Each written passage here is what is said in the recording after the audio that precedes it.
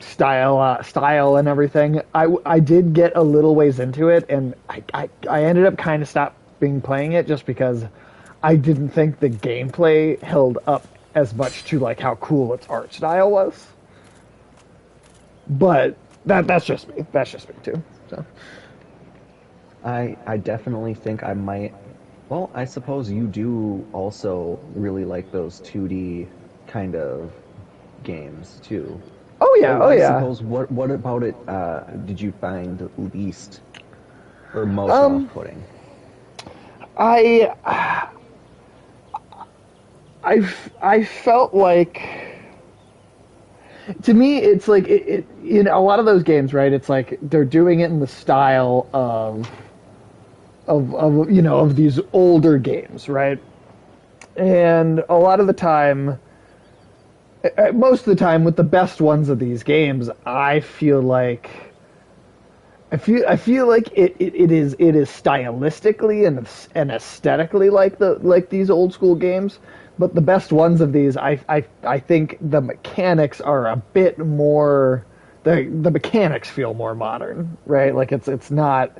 It doesn't feel Yeah. like a game from back then in every sense. And in Hyper Light Drifter, the actual game mechanics to me, they felt a little archaic. And I guess I felt like after getting like several hours into the game too, like I didn't just like play like a little bit and kind of give up. I got several hours in, and I just kind of felt like it wasn't there wasn't really introducing like new stuff as it was going on, and I don't know, it lost me a little bit. Like it was, I love the style, I love the look, the music, the graphics, the art is amazing, but it lost me in the gameplay department after a few hours. Like I think it could have I been. suppose that's understandable. Part of me wants to say that I think the game could have benefited from being a bit shorter, maybe. Like you have a really basic system, but commit to being short, and so it doesn't wear its welcome out. But I don't know. I am really curious about the next game that same studio is doing though, which is like a more full, like more modern, full 3D kind of thing. Judged by the color scheme though, you can tell it's made by the same people. It's called Solar Ash. It was actually shown off during the PS5 reveal trailer.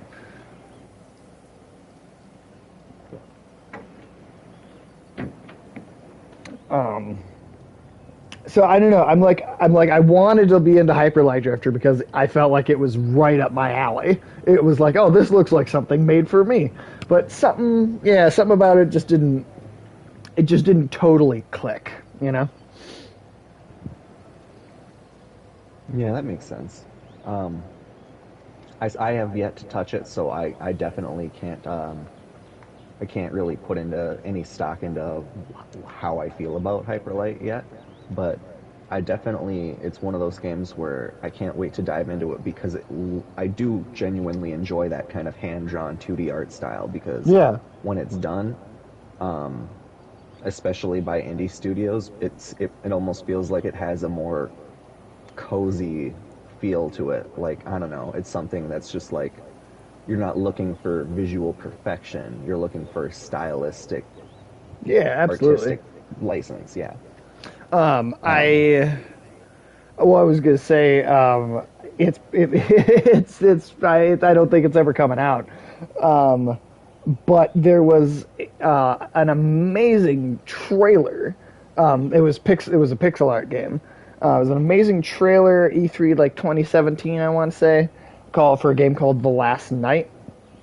It looked like a very cool pixel art indie game, kind of a Blade Runner esque world, but like it was the 2D, kind of pixel art. The trailer is kind of breathtaking. I honestly don't know if I've ever seen pixel art as good as that trailer. And then something happened with the studio and their funding, and like what are the like the heads of the project got in some trouble for something about like toxic work environment, and then the game just kind of disappeared and was never heard from again. So I don't know if that's something that's ever going to come out, but I recommend to anyone that watches this video live or later, to you, Tim. But I really do think that looked amazing, and I think everyone should check it out because it's really unfortunate that that game did not actually end up getting like put out at any point. At least not yet. Maybe Two it'll make a things. return. What was the name of that game? The Last Night. Last Night. I want to say it was Oh, like I did see something about that. Oh, that looked so promising too. I It didn't did. realize that. that was like Oh, E3 damn. 2017 that trailer was shown. We're coming up on E3 2021, and we've never heard from it again. So Ouch. And secondly, my sign is down the path a little bit. If you go like oh, forward, cool. oh, talk to that mushroom person for sure. Oh shit, I didn't even see that. Well, Yeah, they're hello just there. growing there. How are you doing? You don't have a mouth. Is this a psychic mushroom connection? Most likely. That or they're talking out of the vents on top. Maybe I ate some mushrooms, and this one is not really talking to me, but I think it is. Yeah, Oh, you're just tripping balls. right. It's just tripping balls. In But the this mushroom world, is this would be a speaking. terrifying world to trip balls in. I would not want to trip balls in this universe. That Oh sounds yeah. terrifying. That's Oh, like should I say yes to that that? reminds me. Yes. Cool. Yes. Yes. The mushroom's name is Elizabeth. Elizabeth, huh? How very Godmother of the princess. The fairy godmothers in this one are very different. yeah. Oh, Poop you can flies use her and- as a sorcery vendor. Huh. So all the crap that Dusk of Ulusil would have sold you, this one will now sell you. Cool. And I this suppose is I like the should try and best exhaust place the to buy dialogue. cold pine resin. Is it? It's like the most accessible because it's next to a bonfire. Right, no, fair. There's nothing in between it. Well, I was curious, Tim. I wanted to ask you, how are you enjoying Resident Evil 7 Biohazard? I am enjoying it fairly well. Like, it's to me, like I definitely have been caught off guard a number of times, and not always by just like jump scares or whatever. It's she, like, You talking about Marguerite? well, yeah, Jesus Christ, Marguerite is just, ugh. But I've like the never whole seen Mia anything thing, get to Alex in like horror, and I've never seen anything get to him in like a horror movie or a game or anything, except he cringed at Marguerite a couple times. That's it. I do really enjoy the atmosphere of just like you don't know quite what to expect. Like you know there's something going on, you know they're gonna be revealing shit, but like you find out in the most terrifying ways, which is like great. It's I don't know, I like minor spoilers for anybody who hasn't played the very beginning of Resident Evil 7, but losing your hand like that, I was Yeah, was wasn't not that great? expecting that. And then I thought for sure I was gonna die, and then just like I have to pick up my hand and keep walking. Oh my God, Right. that was fun. I'll tell you now too, like Resident Evil Village, with it's not across the bridge. What's that? Oh, you're not human. Oh, I'm not. Oh, really? Not human. All right, I guess I'll go You back and fix inhuman. that. I could have sworn. I mean, the last. Oh, you know what though? I went and did a bunch of. I think I might have gone and done some stuff, and then come back here. Yeah, you do some stuff, don't you? Oh, I do plenty of stuff.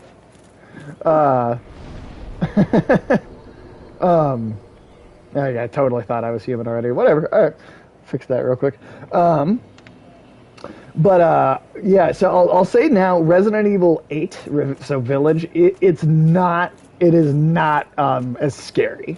For sure, it is not as scary as as 7, because it's going for that more action heavy feel that 4 had. It's like a really good like mixture of 4 and 7. It is like it is like the exact halfway point between those two. Um, Turn around. all right, where is it? It's right before the bridge. Right before. Oh, okay, there it is. Oh, that is. Okay, you see it now. Thank gosh. Um, hey there. The awkward staring at the eye contact on my stream. I don't know if you. Oh, hey, I look alive and not horribly undead because my lips turn like bright blue and my face turns bright green when I'm Oh, dead. yes. That's great. Um, but yeah, I mean I can't wait to hear your thoughts on 7 once you've finished it. Where are you in the game at this point? Um, let's see. I believe last I left off, I had just jumped down the hatch after that really grotesque dinner. So like, Okay, so you're I'm still just after the pretty. part. I'm pretty Okay. early on still. Yeah. You know what's really cool is that because they did demos for Resident Evil 7, right? Like they released these demos. And the demos, the demos all took place in the guest house. Like they kind of tricked the audience with the demos are like these things that are made just to be demos. They're not actually chunks of gameplay from the game itself. Which I thought, if you're going to do a demo, that's a really good way to do it because you're basically giving a the demo then gets to be this standalone experience that is more of a representation of the tone of the final game rather than just playing a small piece of the game itself. And I think that's a really cool way to do a demo. But the demo took place entirely in that guest house. And so going into the game, I think a lot of people thought, oh, well, that's the house. That's the house in the game, is this guest house. Whereas in the final game, you only spend that like kind of early chunk in it, and then you move on to the actual house. So I just thought that was a really clever kind of way to market everything. And what's cool too about it is that you had okay, spoilers for up to where Tim is in the game. So basically the guest house section at the beginning. Because another really cool thing, right? So you know that VHS tape that you played, right? With the camera Yeah. crew trying to, making the TV show.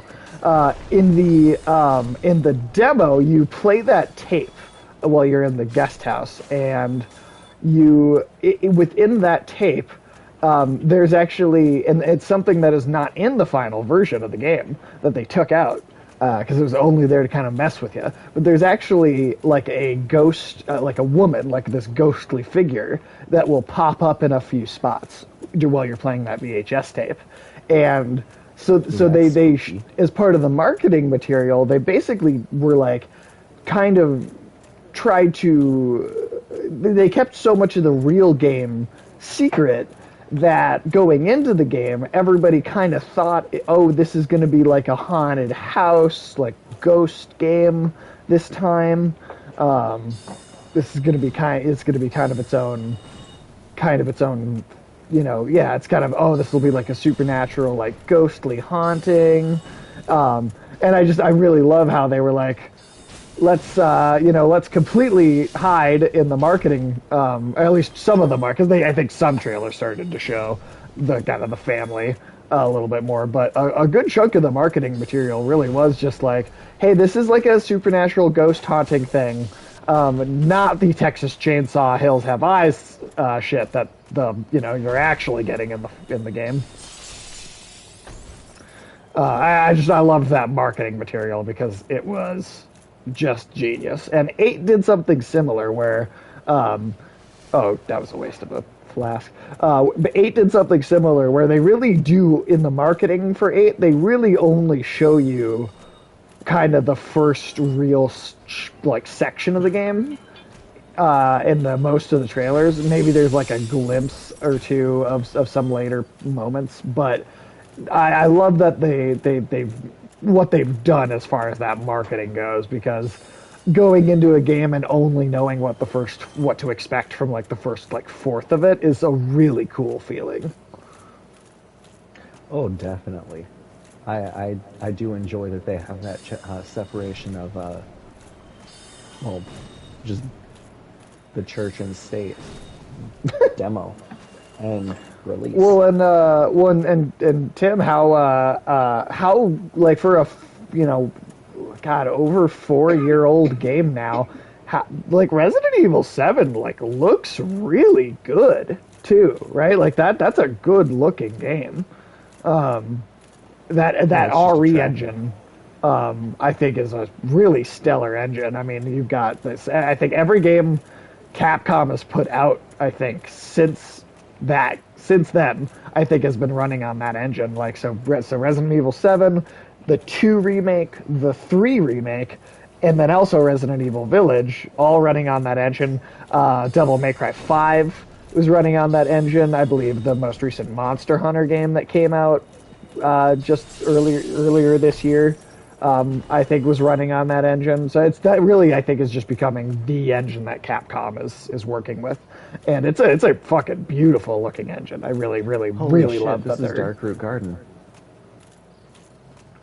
Oh, but Holy shit, yeah. but we time traveled, so Yeah, it's so this is Dark Root Garden as it was oh um, ah, in like a that's thousand years ago, I cool. want to say. That is very cool. Um, That is oh, very but very yeah, cool. do continue.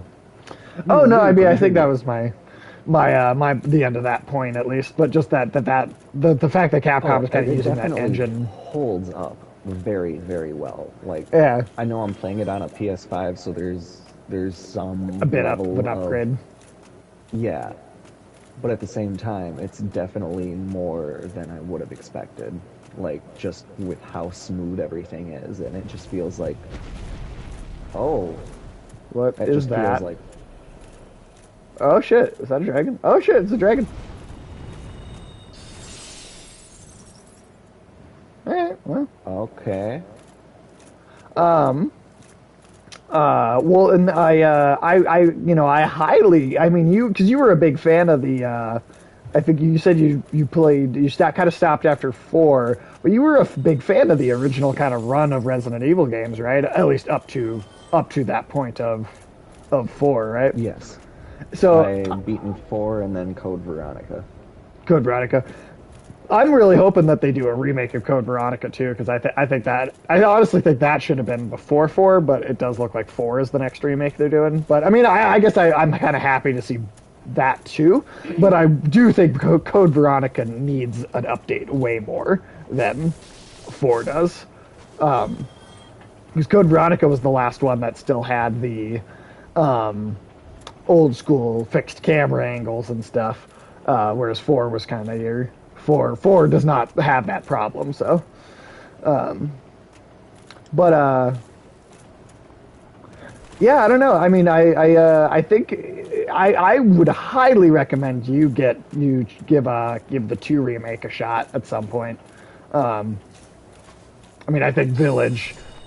I mean, I think everything they've put out actually. I think Resident Evil was a dead franchise after 5 and 6. Like they killed that. They Yeah. killed that series, and I'm really impressed because ever since 7, I think it's just been on a fucking roll. Ever since 7 came out. Oh, what's a funny little thing? Did you know that the name for the series Resident Evil in Japan in Japanese is Biohazard? Like that's the name of the series of Yes, the I did. franchise. So Resident Evil 7, right, is in the United States, or in the West, right, English title. Resident Evil, it is Resident Evil 7 Biohazard, right? So that's the first Yeah. game in the series in the West to ever have the title Biohazard actually attached to the game, which is kind of interesting, right? Because in Japan, the full title of the game is Biohazard 7 Resident Evil, and is the first Japanese version of a Resident Evil game to have Resident Evil actually be in the title. So I just thought that was an interesting kind of little That is weird little thing they kind did. of cool. Ooh, gotta Oh, do a so run. you can jump up there. I'm not gonna make the jump because I don't have to. Yeah, there's all that's There's up no there loot is like for a me. single item. So, um, but yeah, I don't know. I highly recommend How did that miss? giving a try to all of the Resident Evil games that have come out in the last couple of years. 2 remake is, I think, just amazing. Being that police station, and Leon and Claire and like that whole thing brought back and Oh, done in a absolutely. modern style is just amazing. It nails Personally, survival it brought horror. back a lot of like childhood memories of like playing a game at night and just getting way too scared from it, but still playing it anyway. Because have you Because you're like, played that one? I played a little bit of it, but Okay. I guess because I've already beaten that game, like I Sure, beat sure. it twice before the remake, I was like, yeah, I got my fill. Fair. No, fair enough. Fair enough. Have you played the 3 remake? I haven't. 3, and I don't know, maybe 3 is, I don't know if it would be more attractive to you in that sense, if you've played it more or less times. But I will say that the 3 remake is like, you could beat that in one sitting. Like the 3, and that was actually a complaint that people had about it, was that it was so short. I actually kind of liked that it was that short, to be honest. I really enjoy when I can play a solid game that I can just clear through in a couple hours. I actually had a lot of fun Yeah, being because able to just blast through it. I had a similar game experience with Sayonara Wild Hearts. It was just this silly little game that, took like 2 hours to beat, hour and a half, but it was a nice little bite-sized game where it doesn't, like, they do one thing well for an hour and a half. And I'm that's- so in favor of yeah. that. Oh shit. Oh shit. Oh shit, I just backed off the side of a thing. And that's hilarious. I killed both of them. Damn it. A single shot. Not gonna take comments on my YouTube channel. If you need just winning at this game. Damn it. Alright, well, At least we know where to go. we do know where to go. That's Restore myself. one level of progress where it's like even if you've died, like you can still go back and get your souls and your blood stain, and you can also just like keep all of the things that you collected on your playthrough. Right. So it's, I don't know, in that way it's not like you have Yeah. to do everything in one solid run. Yeah, I really do appreciate that. I think that it makes a lot of this game not nearly as hard as people make it out to be, because there are it's like, let's say, like Returnal, right, where you start over every time.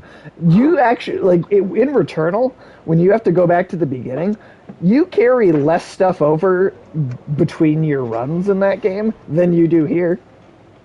Returnal in that way is harder because less of the things that you pick up and get are like permanent things, right? Like there are some permanent things, like you beat a boss in Returnal, you don't have to fight the boss again. That's done. You could just go to the next area, but like in here, any piece of equipment you pick up, you keep. You generally keep a lot of what you find in here, and maybe you run out of humanity, or you lose a lot of souls and you lose an upgrade point because of that. But like, ultimately you're only losing so much when you die, and I really think that's part of the thing that people, I think people don't always get, at least right away with Dark Souls, is that dying is part of how you play the game.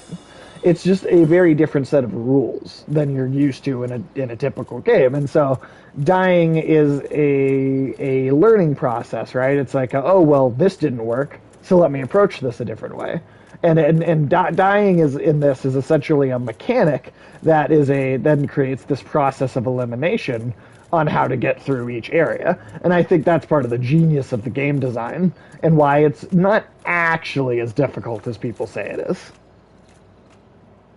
Yeah, that is definitely um, like from some of the gameplays videos I've seen you do. That seems to very much so be the case.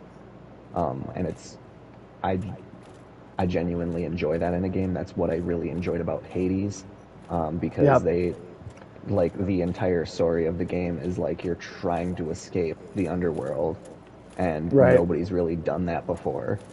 So, I think like, Hades is the pinnacle of roguelike games. Returnal is a really good one. I don't think it's as good as Hades. Though have you I think gotten Hades is like the best to one. play that one as, or have I you I gotten to play haven't, Hades? but I have seen a lot of game. I've watched a lot of game footage off of Rage Select, which is a shout out to Rage Select, great website. Everybody should check that out if you like watching anything like what we're doing here. And they're small and deserve the attention too. But I've seen a good amount of footage of it that I feel like even without playing it myself, I feel like I can kind of confidently say that. It's also going for a different thing. Like Hades is a little more just like pure fun, you know? Like and Yeah. Returnal is like Returnal goes back and forth between being like Dark Souls and Cuphead levels of like difficult at times, and then also like PT Silent Hill like horror here and there. So it is a very different experience, and it is kind of hard to compare. The main reason I would say that I think Hades is probably the better game ultimately is the main thing that makes me say that is that in Hades there are more things, more permanent upgrades, more permanent accumulation of upgrades and weapons and stuff that carry over between your runs. There's more of that than there is in Returnal, and I think having that extra layer of, hey, this stuff, hey, you know, this stuff is going to be here even if you die. Hades just has an extra cushion of that in it. Returnal has some, but it doesn't have as much. And I think that's why I like Hades a little. Even without playing it, I think I like Hades a little bit more overall. It's mainly because of that. I definitely encourage, if you get the chance to I play it want because to. I want to stream it. In fact, Michael, I think, might be my co-host because that was like the only game he's played actually in recent time. That was like his big favorite game last year, and that's kind of the only video game he's played in a while actually. Um, but I was thinking maybe streaming it with him as my co-host, and it did just get a listing for PlayStation very like within the last week. So I'm wondering if, and oh, that could be an cool. E3 announcement even. It could be like the PlayStation release for Hades. I actually I do think it's on the Xbox One already, so I could stream it off of that. I just really like streaming off my PS5. Oh, that's understandable. Yeah, the soundtrack is done by just one guy, That's and awesome. he has Ooh, another hey, an item. vocalist that he pairs up with. But not only did he write the soundtrack, but he also he voices Orpheus, the like out of the Morpheus. fable of Orpheus. Oh, Oh Orpheus. yeah, Okay. Morpheus. Well, Morpheus is the god of dreams in Greek mythology. So I thought that was Hypnos, or is Hypnos just the god of sleep?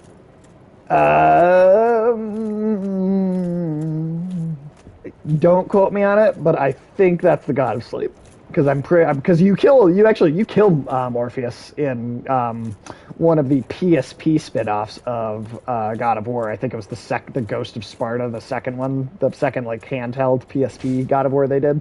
I believe Morpheus was Yeah. like the boss fight at the end of the game. Um, and that is what I'm calling on my knowledge here, because I can't quite cite the original like Fable itself right now, but I'm like 85% sure. So there's some room for error there. Um, and then Well, obviously like there's Neil Gaiman's like the endless mythology where Morpheus is like an even more cosmic being on top of like any god pantheon.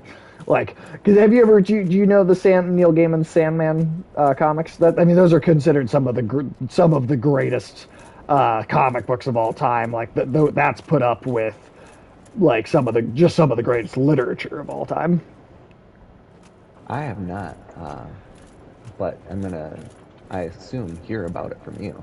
Oh yeah, right now. I won't get super into it, but just the in that series, in the Sandman series, Neil Gaiman wrote kind of this mythology where you've got this set of beings called the Endless. There's dream, death, desire.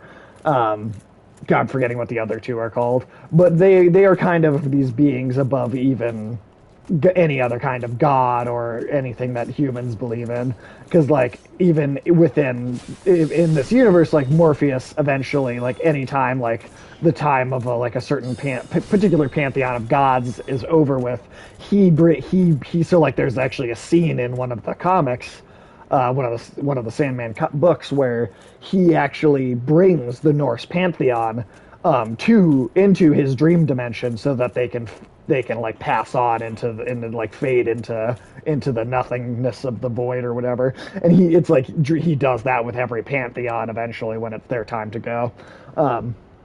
But like Morpheus in that is like this even higher kind of being above normal gods. And it's a really fascinating mythology. I think and it's in general part of what makes it so great is that I think Neil Gaiman has this way of writing immortal characters, and that I think what is so to me attractive about his work, because American Gods,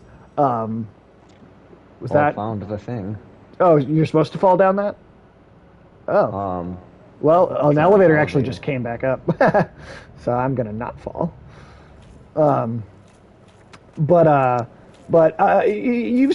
know you didn't see the whole thing, but I know I showed you at least a couple episodes of the American Gods TV series, which fell apart after the first season. So if you ever go back and watch it, only watch the first season. But I don't know if you kind of picked up on it just in those first episodes. But I really Neil Gaiman has this very beautiful way of writing. Has this very beautiful. Oh, should I say yes to him? I have no idea. I wasn't looking at the dialogue. Oh, okay. It was just answering how we got here. Two of us. Purchase item. Green Blossom. Stamina to recovery. Boost stamina recovery speed. This guy sells blooming purple moss clumps and the purple moss clumps if we need any. Oh, Um, oh, Lloyd's this guy tells me to sells put humanity. This oh, vendor cool. sells humanity. So okay, so here is a place to come if you need to buy humanity. Yeah. He's got kind of a V for oh, no, not quite, but he's got like a no. It's more like the comedy mask, um, more than anything. Interesting.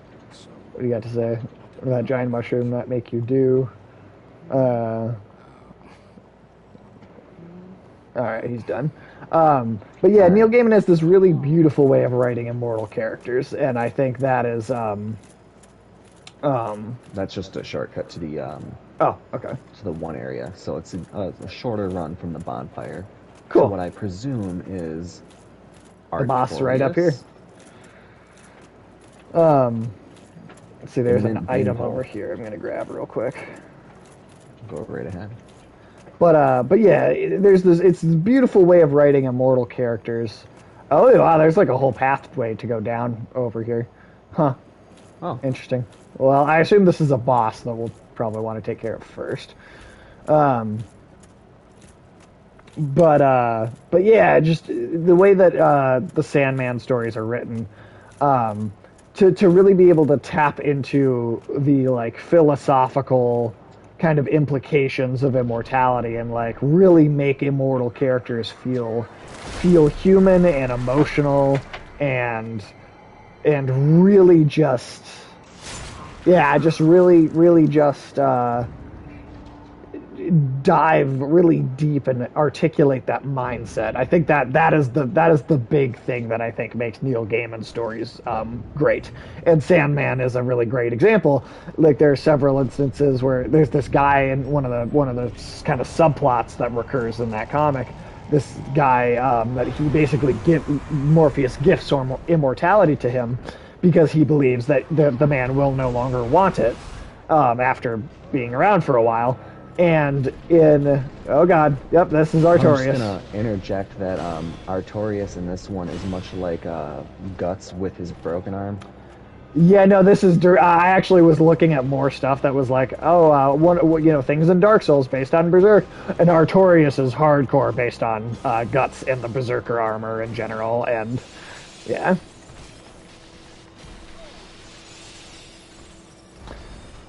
Because especially there's like a piece of art that's like a poster art where it's like Artorias kneeling forward with the sword in the ground, and he's got like this like a big flowing like cape behind him, and it's like exactly how Guts looks kind of the first time he wears the dwarven berserker armor in the comic. Oh god, oh god, I'm dead. He got me. Yeah, he hits like a truck. He's got a lot of health too. Yeah, he I was does. wailing him with everything I had, and he's like resistant to everything. Shit. All right, well, that was That was sobering. yeah, right after all this progress we've made, having a slightly easier time with some of these things. Here comes something to remind us. But I do agree. From what I've seen of, and I'm not saying I've seen a lot of Neil Gaiman's work, but he does a very good job. Like some of the best interpretations of what an immortal would be like. Yeah, it's really great. I highly recommend to anybody and to you, Tim, to go check out the first season of American Gods. It's about 8 episodes, and then don't watch more. Like stop watching when you're done with the first season, and then just go read the book. If you want more of that story, just read the book, because the showrunner, there are all these behind the scenes thing. The showrunner ended up leaving. And like the cinematographer ended up leaving, and then actors ended up leaving because the showrunner left, and the whole thing just got like from season 1 to 2. Brian Fuller, right, the showrunner of Hannibal and then American Gods, left over creative differences. His like personal cinematographer that also worked on Hannibal left with him.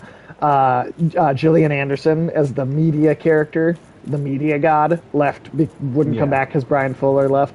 Kristen Chenoweth played Ishtara, like the Babylonian like goddess of spring. She wouldn't come back because she was only in it because she was friends with Brian Fuller.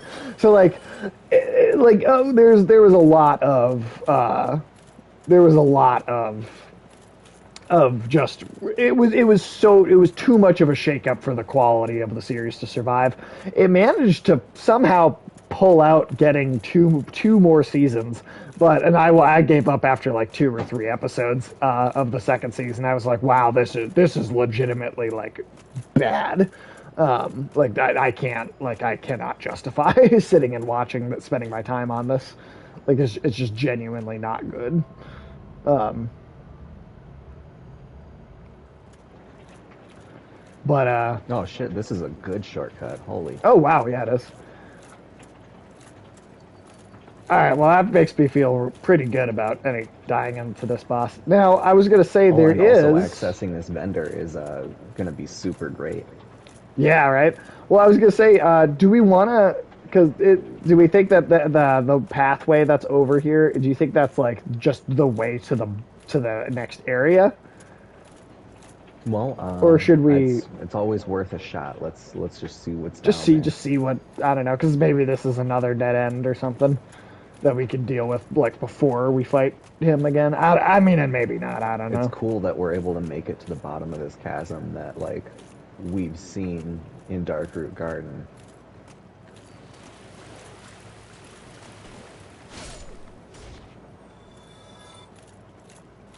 Yeah, no, I just yeah, I love the game design. It's so good. It's so good. Um,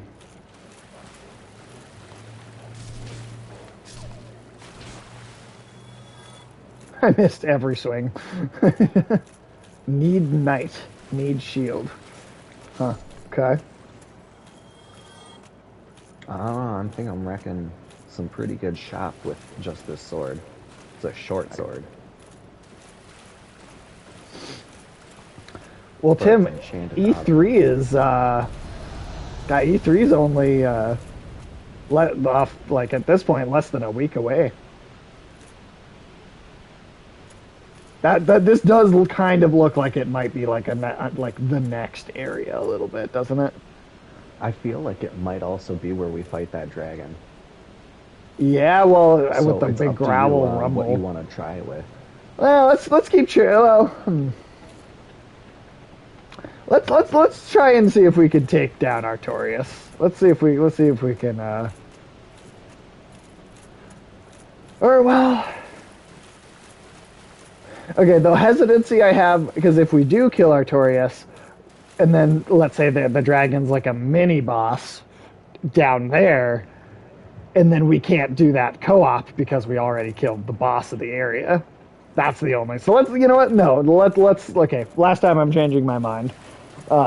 No, no, it's good Let's that you're do putting this. thought into this because I had not even considered that. I was just gonna be like, oh yeah, let's go do Artorias. Doo-doo-doo.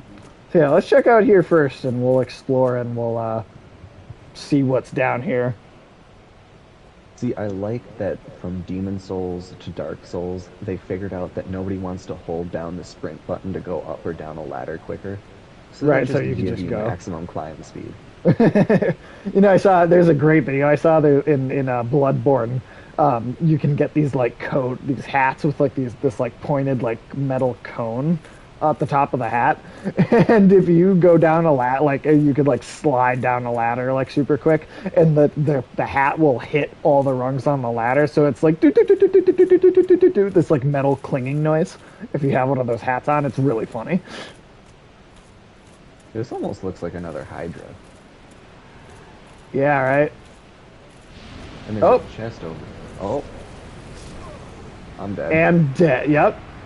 Okay, well, So this is just an area we can't explore because that dragon's alive. yeah, that okay. Damn, I just lost like 70,000 souls Oh, god damn, that because they sucks. were in the Artorias boss fight area Ooh.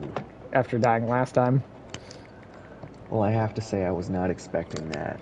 Like maybe a fair fight, but Well, no. all We right, just so got Artorias it jumped. is. Artorias it is then. Well, yeah, E3's less than a week away then. Tim, you got any last minute like, hey, I want to see this, I want to see that. I know we've talked about it a lot already, but Well, I know uh, God of War Ragnarok is. I feel like we're gonna get some of that, but I also feel like there's well, a, a chance that we might not because they already slated it for 2022. So here's the that thing.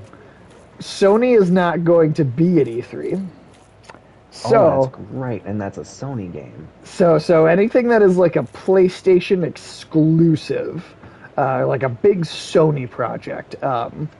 Although, well, okay, so here's the interesting thing. E3, so E3 is from Saturday the 12th, right? This upcoming Saturday, to the 15th, which is Tuesday. So from this, so Saturday to so by next week, tomorrow, so tomorrow in a week, E3 will be over already.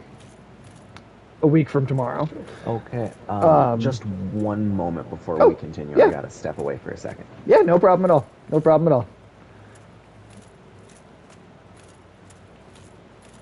Just shoot a little text back here.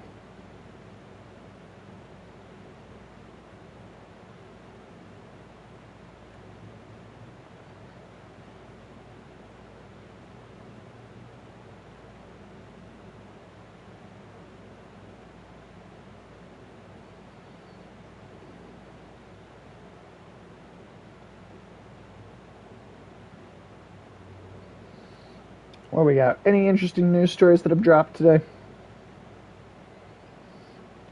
Anything interesting?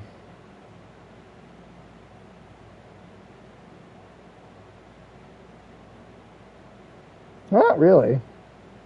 Not really.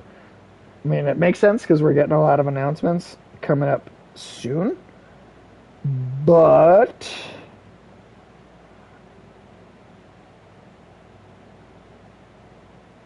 oh, this is interesting.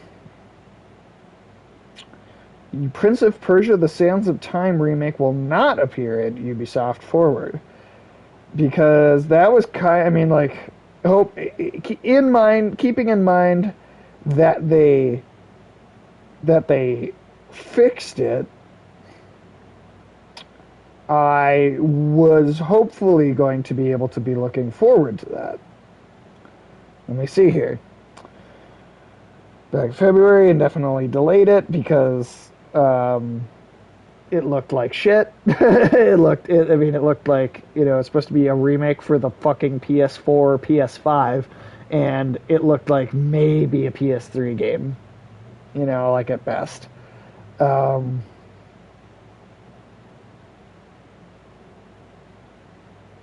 But you know what? Good, because they're pushing it off, and I would like to see it come out and be good. I really, really, really, really would. Really, really, really, really would. And according to this that I'm looking at right now, they're pushing it back. They pushed it back more than a whole year, or at least a whole year. And I hope that gives them the time they need to. I really hope that gives them the time that they need to actually make something good, because this Sands of Time's a pretty beloved game. And I would hate to see it kind of boil down into, I don't know. I'd hate to see it just boil down and become this nothing, like, oh well that remake sucked, and like maybe someone will try again in another decade. Like no, come on, we can do better. We can make this better. Like I know Ubisoft. I know Ubisoft can make a better game than that. I know they can. And I've not been a big fan of Ubisoft stuff in recent times, but just a remake, just making it pretty and making it play smoother, but ultimately kind of being the same game. Like, come on. There's gotta be a better. You gotta be able to do better. Gotta be able to do better.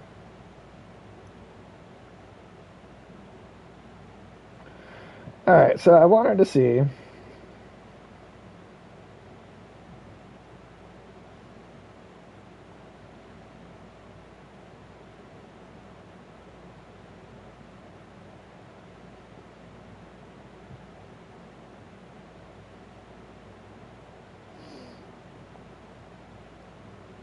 Oh, yeah, here we go.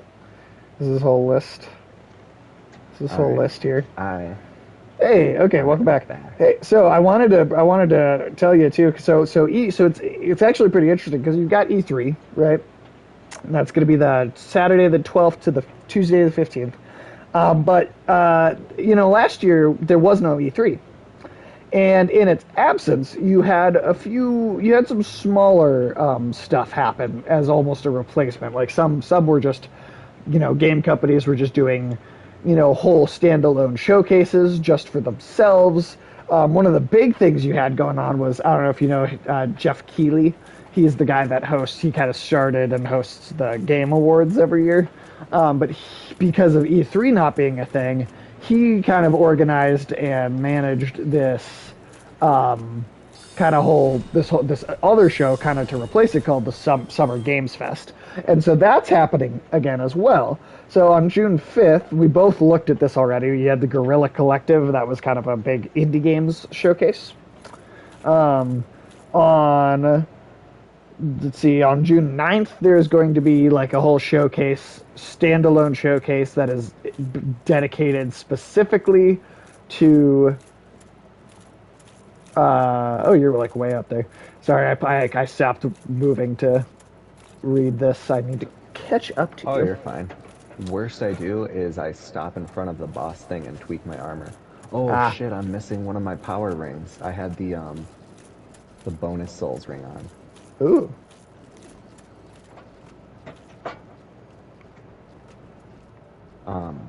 But yeah, I know one game I'm really hope we'll see something from is Deathloop.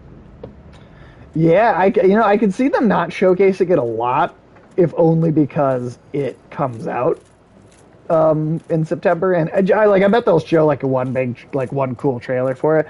But the only reason I say that is because it does come out relatively soon, and I bet you that's gonna be one of the last games that's like, all right, we had to push it back like another 8 months because of COVID. That's probably gonna be one of the last times we see that happen, because a lot of businesses are kind of.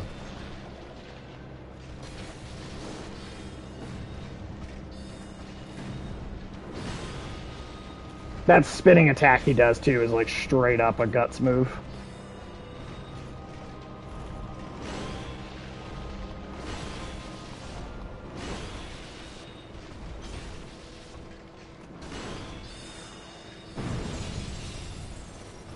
But yeah, so I don't care about Battlefield. I don't know if you do, but there will be a whole show dedicated to it on June 9th. That'll be just about Battlefield. I I don't care, hardly but care about it, fair. but I I don't mean, either. it's a game that looks cool, and I imagine if you really enjoy that genre of first-person shooter, then you will be really enthused with what they're showing because from the people that do like that, they're showing some really cool shit coming out of there. Well, apparently, rather than And call it Battlefield 6, the next game on the series is going to just be called Battlefield. So it seems like they're trying to go for something that is more like I don't know if it makes sense, but like something that like something that kind of encompasses the series in a more like a one big game that encompasses the franchise in like a bigger, more general sense. yeah, Why can't I rest at this bonfire? I could light it, but I can't rest at it. Huh. you might be being invaded. Oh That shit, would really suck. probably. Yeah. Yep.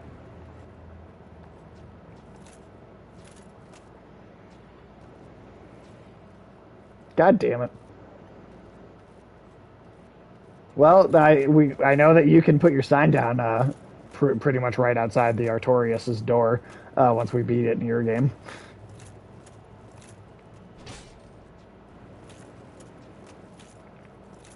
The only good thing here is that this is just a swordsman, so they don't seem to be throwing fucking spells everywhere, because that's what I always have the most hard time with. Yeah.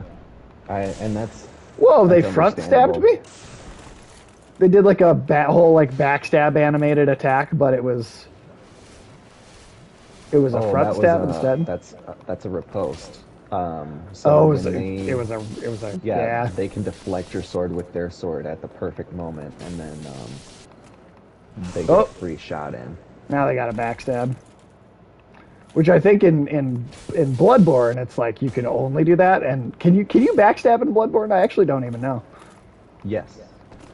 Well, Okay. it's more stealth attack, so it varies. But yeah.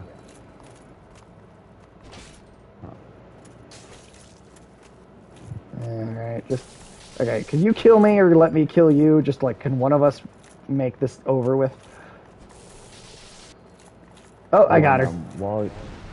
while you're doing that, I am just dodging, weaving with this invisibility spell, and just sprinting to where the Artorias fight is, so you can just lay your sign out down outside of that. Okay, cool. Oh, Because I am Artorias got definitely. a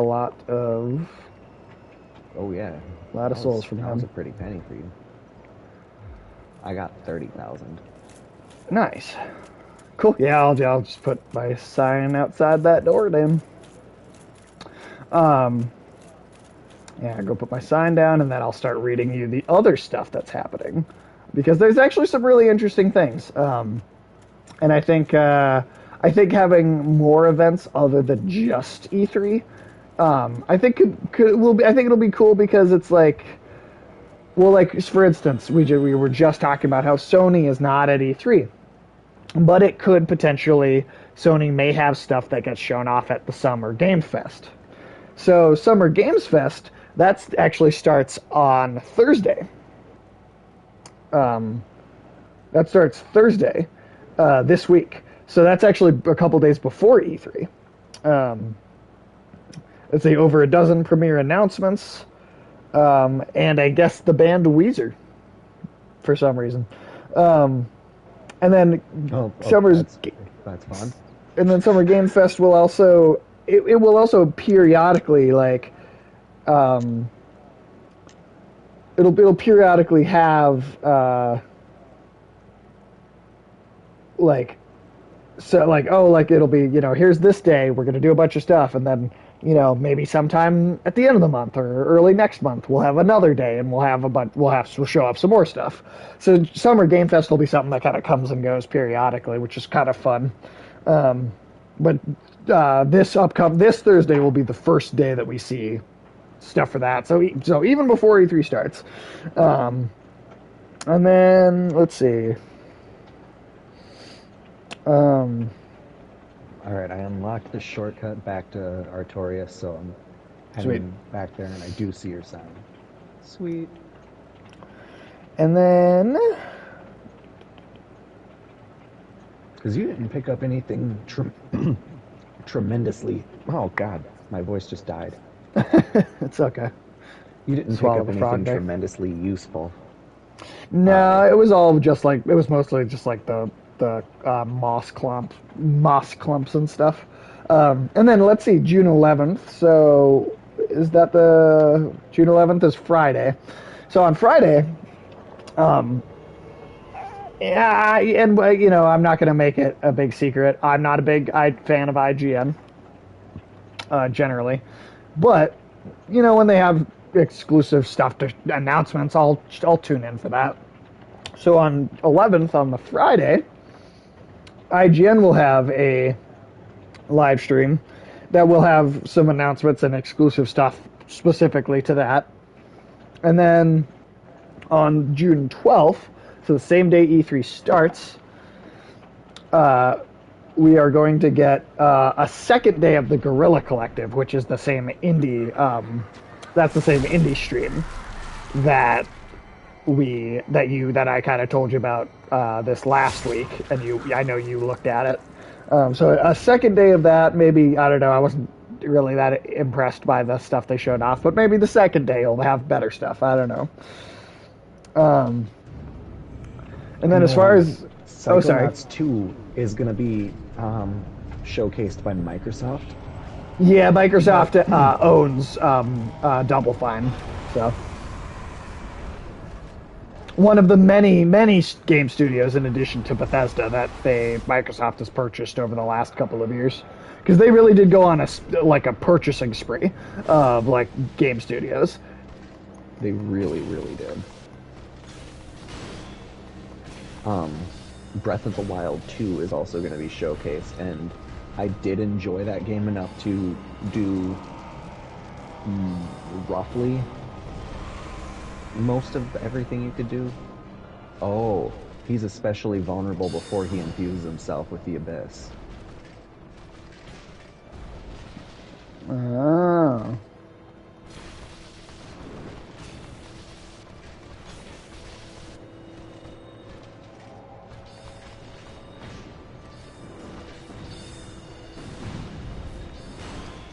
Oh, god damn.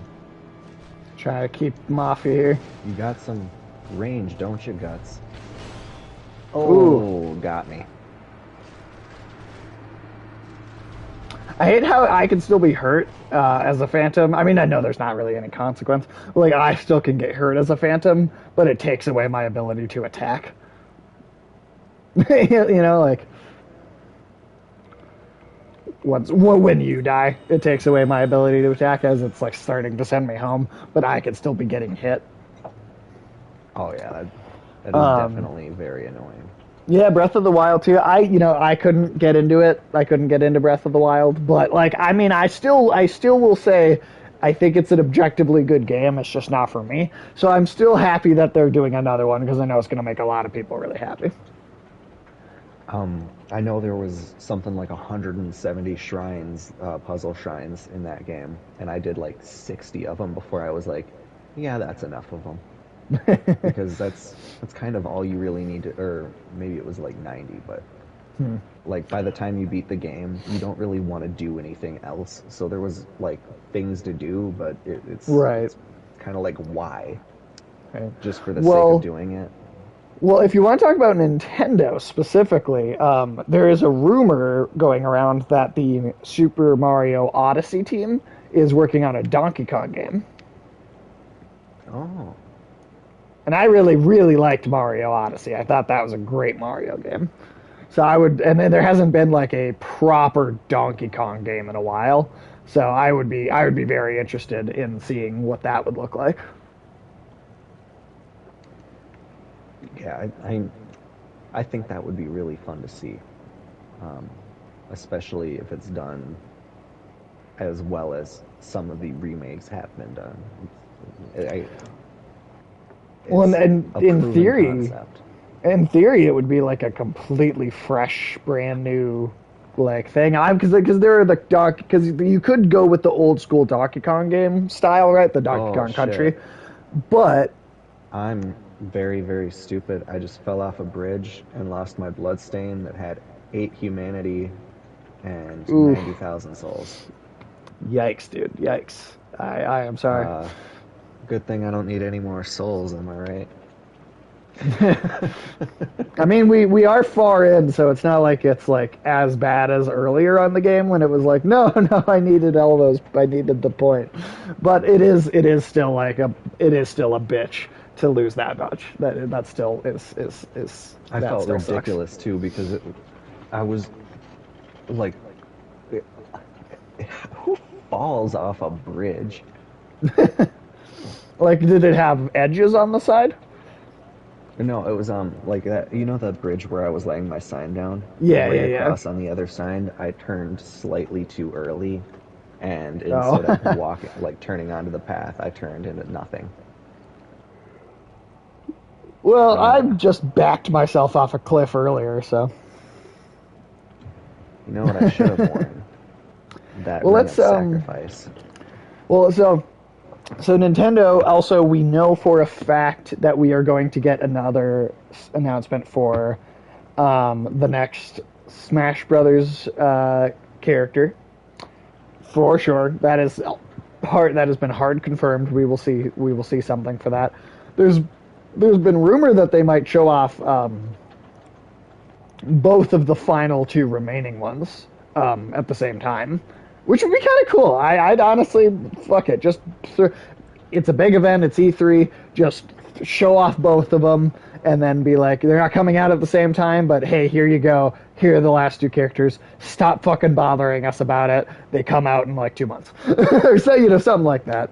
Oh yeah, Because I mean, I've been pretty happy with all of the DLC. Even when it's a character I don't have like a personal like attachment to or interest in. I always end up liking their move set in Smash anyway. Like I always end up thinking, oh well, this I might not like the game this character is from, but like the Smash designers are so good that I end up liking. Like I don't like Minecraft. I'm not a I, like I mean I can appreciate and I understand why people like Minecraft, but I do not care for Minecraft. I don't. I would never really. I would never sit and play Minecraft. However, the Minecraft guy in Smash Bros. Has got a legitimately creative and really fun move set to use. So like, you know what? As somebody who's not a Minecraft fan, I still appreciated Minecraft's inclusion in Super Smash Brothers. So, whatever they end up doing, I will most likely be happy with it. That being said, I absolutely have characters that I hope are what they end up putting in there. Crash Oh, Bandicoot chief among them. see when you said Chief, that made me think Master Chief, I would which, also be I would be cool with that too. Microsoft yeah. and Nintendo have built a pretty good relationship over the last couple of years, and Minecraft is owned by Xbox. Minecraft is an Xbox owned IP. So the fact that Minecraft got in Smash Bros. Means that Nintendo and Microsoft's relationship is already good enough for a Microsoft character to get into Smash. Not only that, but Banjo Kazooie, even though everybody thinks of him as everybody thinks of Banjo Kazooie as a Nintendo character, but Rare is owned by Microsoft, not Nintendo, right? Rare was worked on Nintendo games back in the day of the Nintendo 64, right? Rare has not been developing for Nintendo consoles for decades now. Rare is a Microsoft studio, so Banjo Kazooie counts as a Microsoft character. So there are actually two entire Microsoft characters in Smash Bros. So Master Chief, that's not a ridiculous thing. Like that wouldn't be that crazy. That would be actually a really reasonable thing to put in Smash Bros. And I have absolutely no problem with them putting Master Chief in there. So I think that would actually be very cool. I just hope his moveset, if they give, because he'd be very heavily gun based. I just hope his moveset is more about the alien guns in Halo than like the human guns. Just because the alien guns are just more creative and interesting than the human guns are. Yeah. But hey, he's got that little, he's got that You can sword play attack. with an AK. Right. Well, he's got that cool like kind of sword, that like glowing sword thing that could be. I mean, Oh there's yeah. stuff you could do. There is 100% like a bunch of stuff that you could do. Oh wow! Why? Oh, that somebody I can talk to now. Soul of the man who fell on the spot. He was a dear friend. I wish to pay proper respect with that soul. Would you be willing to part with it?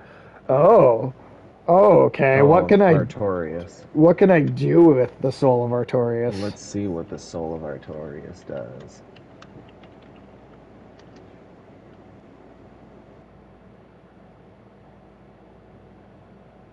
So, the Soul of Artorias can be used to craft the Abyss Greatsword. It can be used to obtain other weapons. You can also...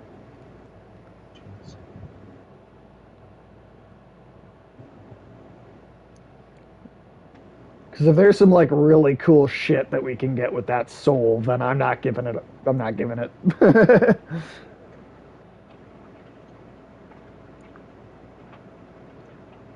Oh, snap. She was the only one of the four knights of Gwyn, Lord of Cinder, who survived and didn't go insane. And Okay, just kind of sat there waiting for somebody to be able to beat Artorias. Um, interesting. okay. Um,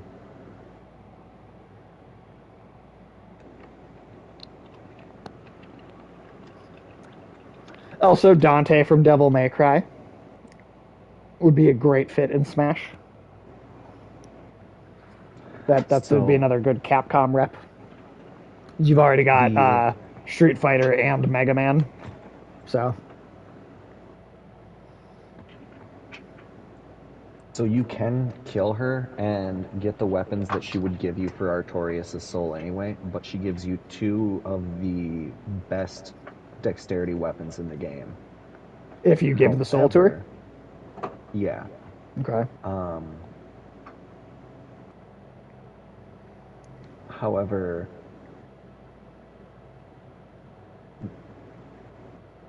I think if you want to be able to craft the Abyss Greatsword, um,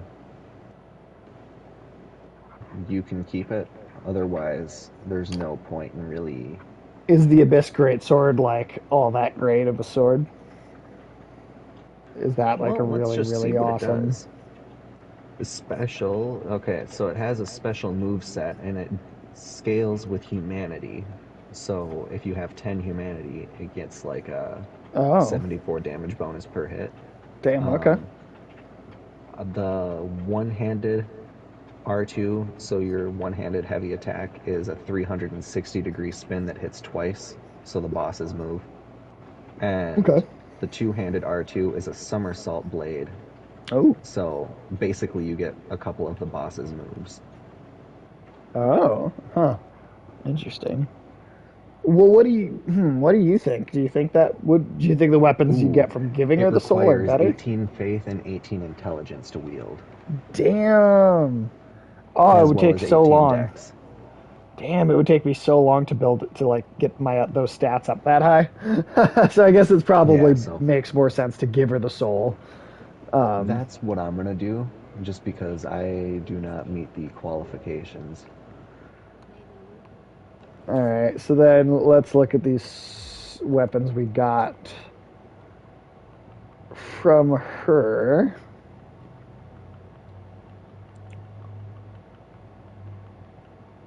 What do we got here? Gold tracer and a. Oh, that doesn't look as good as what I got. Um, The attack oh, speed of the weapon is usually the defining factor. interesting. Interesting. Well, it also looks like it has fire, light, and lightning damage attached to it automatically. Is that? Oh no, damage reduction. Oh, huh. Yeah, I guess it's got 100. It's got 100 on critical.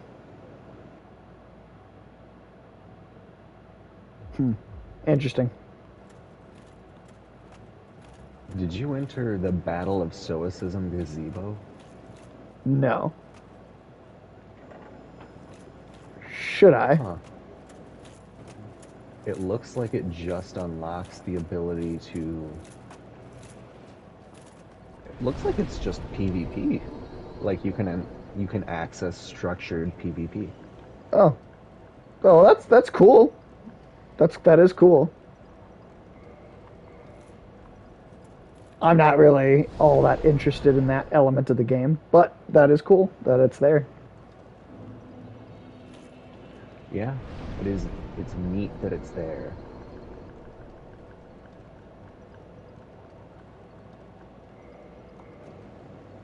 I'm glad there's. It seems like every bonfire in this expansion has a is a warp bonfire, which is pretty nice. And then yeah, I guess whenever I guess I'm ready whenever we want to. You want to put your sign down because I think you could put your sign down just out in this Where area is because it I that got you invaded over here. So Where is it that you got encountered, or that you literally, encountered me? I lit the bonfire, and then the second I lit it, it like wouldn't let me rest, and I got invaded like a couple seconds after. So it was Oh, I literally meant right at the bonfire. the person you talked to Oh, in the that you the gave the woman. soul to. Yeah.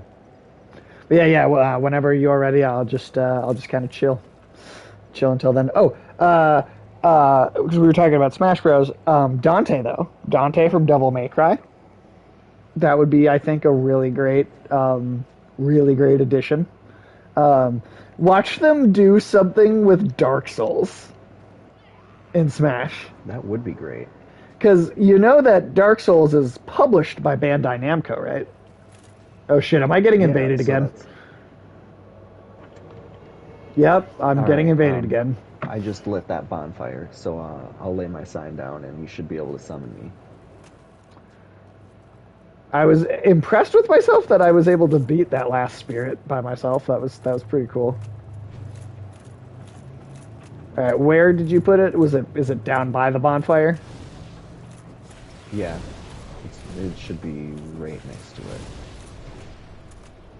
Okay.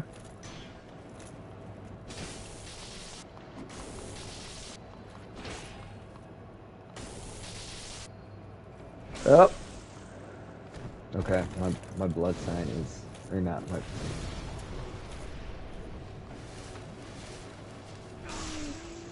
son of a bitch. My sign is like right where you got backstabbed. Oh, and I died. The sign just popped up as I got killed. Damn it. All right, it's fine. Indict the shit out of him. I believe that person is a member of the Gravelord Covenant. Don't All quote me right. on that though. So I'll just restore myself and then hopefully summon you pretty quickly. Oh, did you want to get the Dark Hand that absorbs humanity? Oh, I suppose that would probably be a good idea to do that real quick. You Let's can just do go to the that. abyss, right? Just yeah, you just warp to the abyss and you literally just talk to the serpent dude that's Okay. sitting there. Um, I don't know. Do you have like some like Smash characters that you would just be like diehard like? Oh wait, let me before you answer that question too. You know that Dark Souls is from Software's the developer, but you know the publisher is Bandai Namco, right? Yeah. And Bandai Namco co-develops the Smash ever not they didn't do it with the first three. So Brawl on the Wii, Melee on the GameCube, and the original on the N64. They did not have yes, join Covenant. They did not have Bandai Namco wasn't involved there, but the one on the Wii U and then the one on the Switch, Bandai Namco is involved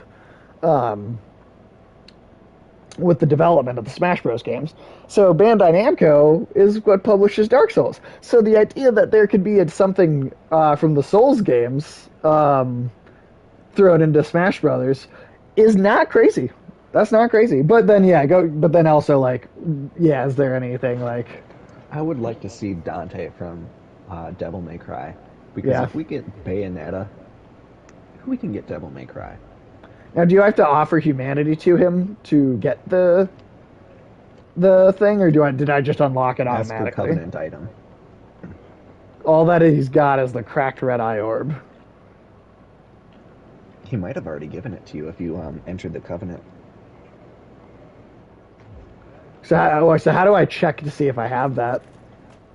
Is that under like It's under weapons. under weapons? Okay. And it's just called the Dark Hand. And I can use that on other players. You said right? Yeah, it does have a bit of a wind up. Oh, yep, there it is. All right, yeah. It can Cool. also be used like a shield that has low stability. Okay. Oh shit. Are you getting invaded? I'm being invaded. Well, shit. Let me put my sign down and see if I can help you. It is down. Hopefully, it pops up fast enough.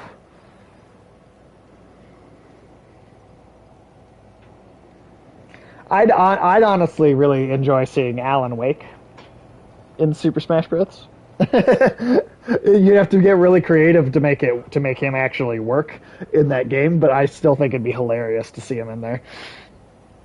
I think Yeah, Agent 40. They whipped out a lightning dagger and just destroyed me. Oof, yikes! I'll restore myself. I'm gonna wait until your sign's down again, and then I'll restore myself. Well, at least my blood sign is right there. Yeah, right. Right, being right next to the bonfire is at least convenient.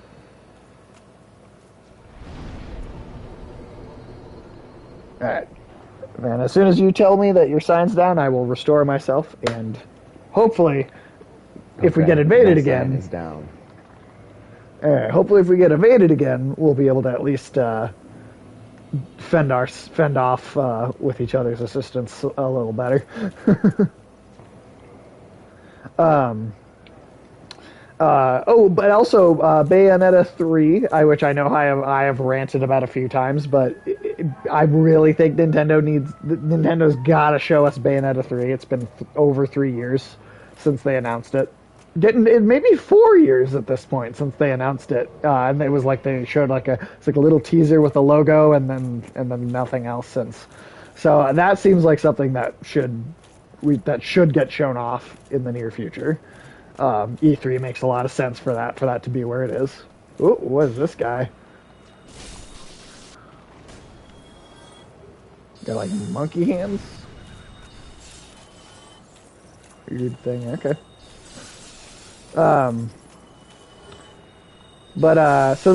So Saturday, so it's the first day of E3. You've got Ubisoft. Now, I am not that excited about Ubisoft because I haven't been a big fan of Ubisoft and how Ubisoft has kind of handled its game development in recent years. Because it seems like with just about every franchise, they've got into this habit of kind of remaking the same game over and over again with a different skin. That's particularly bothersome with Assassin's Creed. In the the last Assassin's Creed game that I thought was actually really good was the Egypt one. I liked, and then ever since then, it's felt like they're just remaking that game again, but with a different, you know, skin over it. So I don't know. What are your thoughts on Ubisoft? Is there anything that you think they? Because I am excited about Far Cry 6. I actually think that looks cool. Is there anything coming out of Ubisoft or that you hope to see out of Ubisoft? You know, I haven't really looked at their games that are works in progress, just because I think I anything don't know. it would have to be like a brand new announcement for me to be interested in it. Yeah, that's that's much because like oh I don't like him.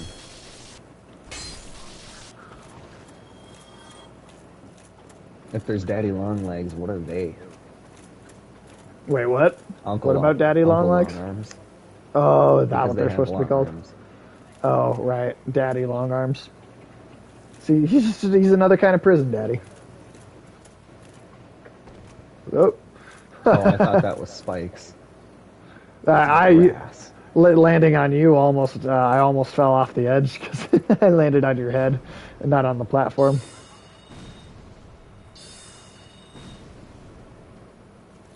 Um, let there be light. Huh. Oh, do you, I know what, pull out your torch.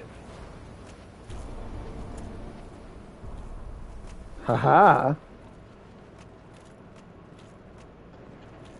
What's in here for you? Ooh, Silver chest. pendant.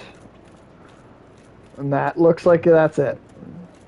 Looks like Oh, that's it. silver pendant can deflect any magical attack, but you have to time it right. Oh, okay. But it functions as a magic shield. Oh, that's cool. Like a magic parry, kind of. Yes, that's exactly what it is. A magic parry. Like, yeah. Uh, Also on that first Saturday, so the first day of E3, we're also going to get a presentation from Gearbox. Um, Anything you'd be interested in from them? Um, Gearbox is responsible for the Borderlands Empire. Yes. Am I correct? Yeah. Yes, they are. And I rumor has would it they like to may be see, announcing a new Borderlands game. and I am fine with them making Borderlands games because like the characters that are in it change up so much, and Sure. like Ooh, I especially got a with three, Dark they Orb. kept it fresh by Dark Orb. Was it Sorcery Dark Orb? It just was called Dark Orb. Let's see. Where in my inventory are you? It might be under sorceries, or which would be the little paper thing. Um, Wait, paper And thing. you can't drop sorceries. That sucks. Oh yeah, right. Yep, yes it is. Yes it is. Dark orb. What is it? Abyss sorcery discovered by an Ulasile sorcerer on the brink of madness. Fire giant dark orb. In contrast to standard soul sorceries, abyss sorceries are weighty and inflict physical damage. Perhaps human souls, because of the humanity, produce sorceries with more tangible presence.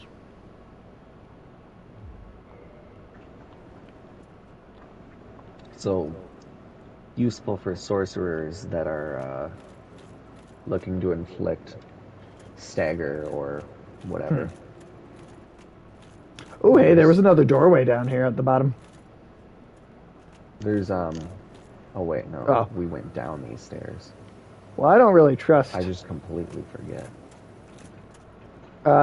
This seems like a good place to get yourself killed, but there's a sign Try that says try jumping.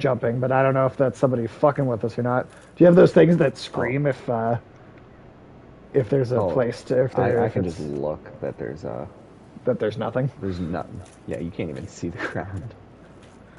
I mean, hey, there are times though where it's been like like with the abyss where it's like you should die, but then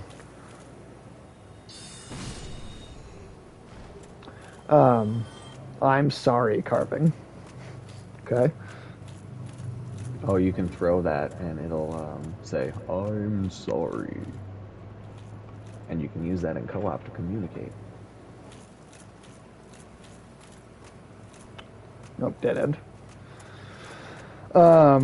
Yeah, Gearbox. I've never been a super into Borderlands. I like it. Like I like it okay, but it's just never been my favorite. But outside of that, I was looking at Gearbox's catalog the other day, and it kind of unimpressive to me. Like overall, like basically with the exception of Borderlands, I thought it was kind of eh.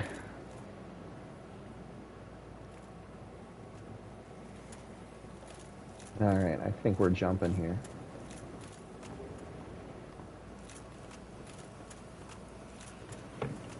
Jump into where now? Over here, behind you. Oh, oh, okay.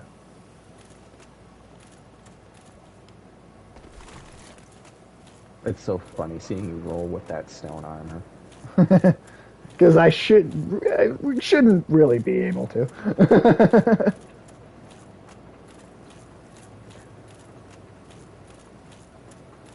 Apparently, there were swords that were so large that they were wielded on the shoulder.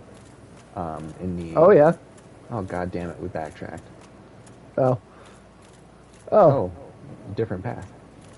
Well, hey, that's something. Oh, we got an invader right Motherfucker. behind us. Just Right we'll just behind us. make it over here. Okay, he's shooting like poison at us or something. That's fucking hilarious. Oh god. I'm hiding Well, behind the wall over here. He can't get me. All right, we going up there? You doing this?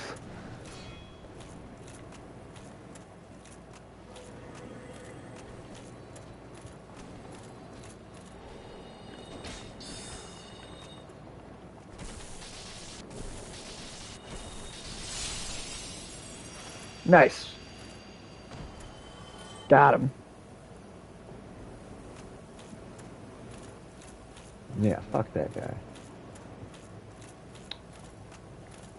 But yes, so yeah, Ubisoft and Gearbox is going to be the first day.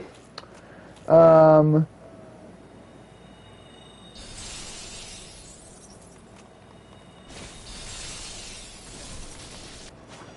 and then, oh, you know what? You know what else is going to be the first day? That's exciting. Devolver Digital. Devolver Digital is going to be the first day. You know Oh, Devolver Digital, right? I've heard some good things about it, I mean, but I haven't Hotline heard a tremendous amount. Miami is Devolver Digital. Broforce is Devolver Digital. Oh, Devolver then Digital is in that case, I probably have. my favorite like indie game publisher. Honestly, Devolver Digital is just it does they are I think they are just awesome. They do such great like indie. And I don't always want to play everything they publish for sure, but some of the best indie games I think that come out across the entire industry are games that they pick up and publish.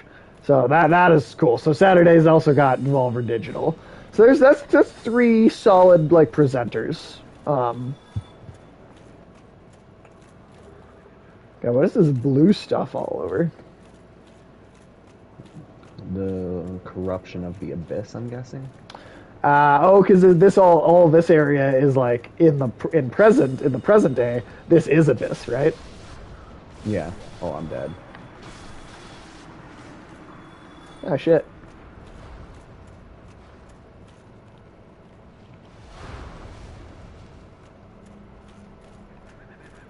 Well, let me try to backtrack a bit here. Yeah, at least we're not terribly far away from the.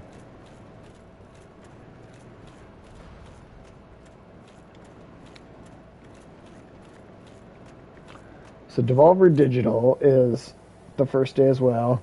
And then, okay, so that's everything on the first day. So Ubisoft, Gearbox, Devolver Digital. So, like, the first day could be interesting. It probably won't blow your mind. It'll probably be, you know.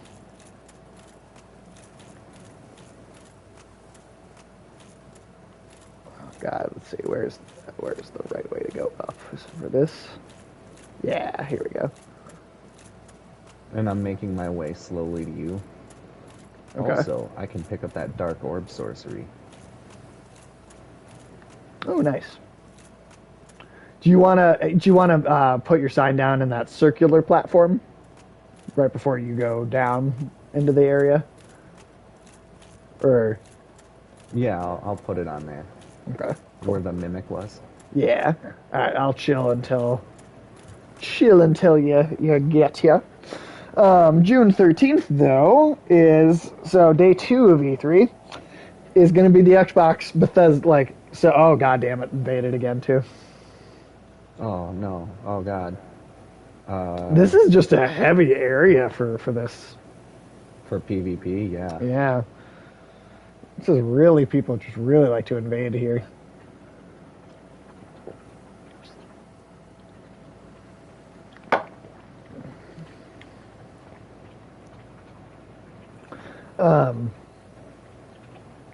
Well, I don't see the Oh, yep, there they are. I Coming put mine down right towards next to me. where the mimic was. All right, come on, soul sign. There it is. All right, you are being summoned.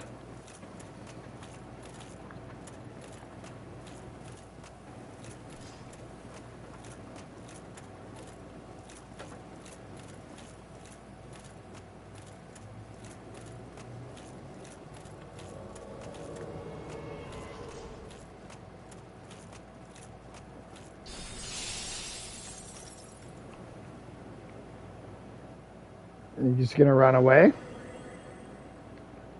Oh, he's probably gonna wait for us to chase him. Oh, because that's the place we need to go. Right, so he feels like he could go. All right, well, just Quote Jack Black. Taste my lightning, fuckers. Oh. I see. well, That's how we're doing this? I'll stand in front of you because I have a really good shield. So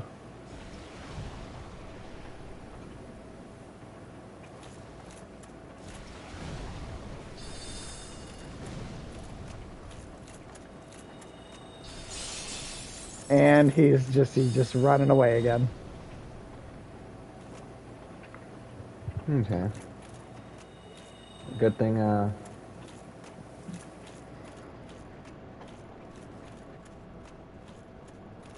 And good thing we cleared out so much of this. No, I did not kill everything just down there. running forward. He's just like trying to lure us into enemies because he hasn't. There was no way.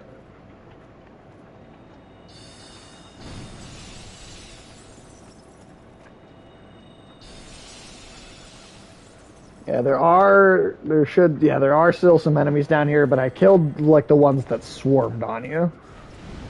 I killed those guys at least.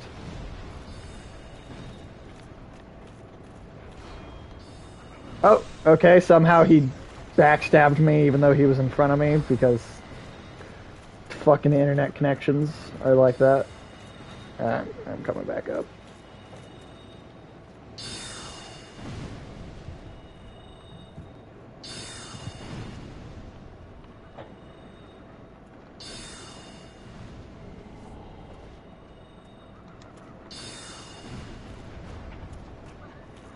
Yeah, take that, motherfucker.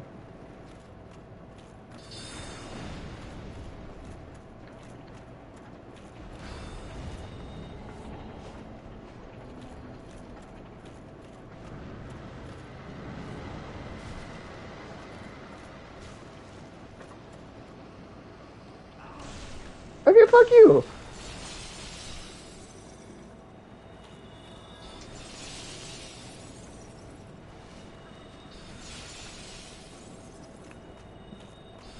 This fucking guy. What the? Okay, he is standing in front of me, and then he just teleports behind me, and he's backstabbing me. Oh, and he's invincible when he's backstabbing too. And I have used almost every spell, and I'm dead. Well, I guess cowardice pays off. God damn it. Okay. Okay. So I've These decided people. that since PvP is going to be such a thing, I'm going to switch my spell loadout to PvP because that seems to be Seems to be what we're dealing with right now. All right, so chameleon, so that we can ambush them. Let's see what else. What the fuck else can we do? Fuck them, dude. Fuck them. Ooh, toxic mist. That seems useful. Ooh, that spell that knocks enemies off of the edge. Let's use that. So day 2 of E3 is going to be pretty cool. You're going to get the big one will be the Xbox / Bethesda, right? Which will be Bethesda in the past has had its own presentation, but this time it'll just be a single one they've combined into. So that should be pretty crazy because Xbox has bought a lot of studios in the last couple of years. Apparently, they've got another new one to announce, right? They've got another studio acquisition to talk about and announce at their E3 show. So, whoever the fuck that is, I guess, who knows? But that's a lot of studios. That's a lot of game studios to show off. I mean, that's id with the Doom franchise. That's Machine Games with the Wolfenstein franchise. That's Tango Gameworks with the Evil Within and Tokyo Ghostwire. It's so many things. It's the regular Bethesda stuff. So Fallout and Elder Scrolls and, granted, I don't have any interest in Bethesda games anymore, but, that's still a lot of shit. That's a lot of shit. And then Microsoft, whatever other first-party stuff they could show off. They could show off Gears of War. They'll probably show off Halo. There's a lot of stuff. And then Square Enix will have a show following that day. Square Enix will be following. Square Enix,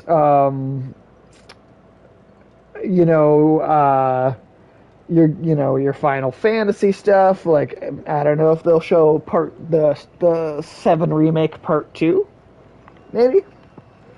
That could be cool. All right, I dropped my sign down. Okay.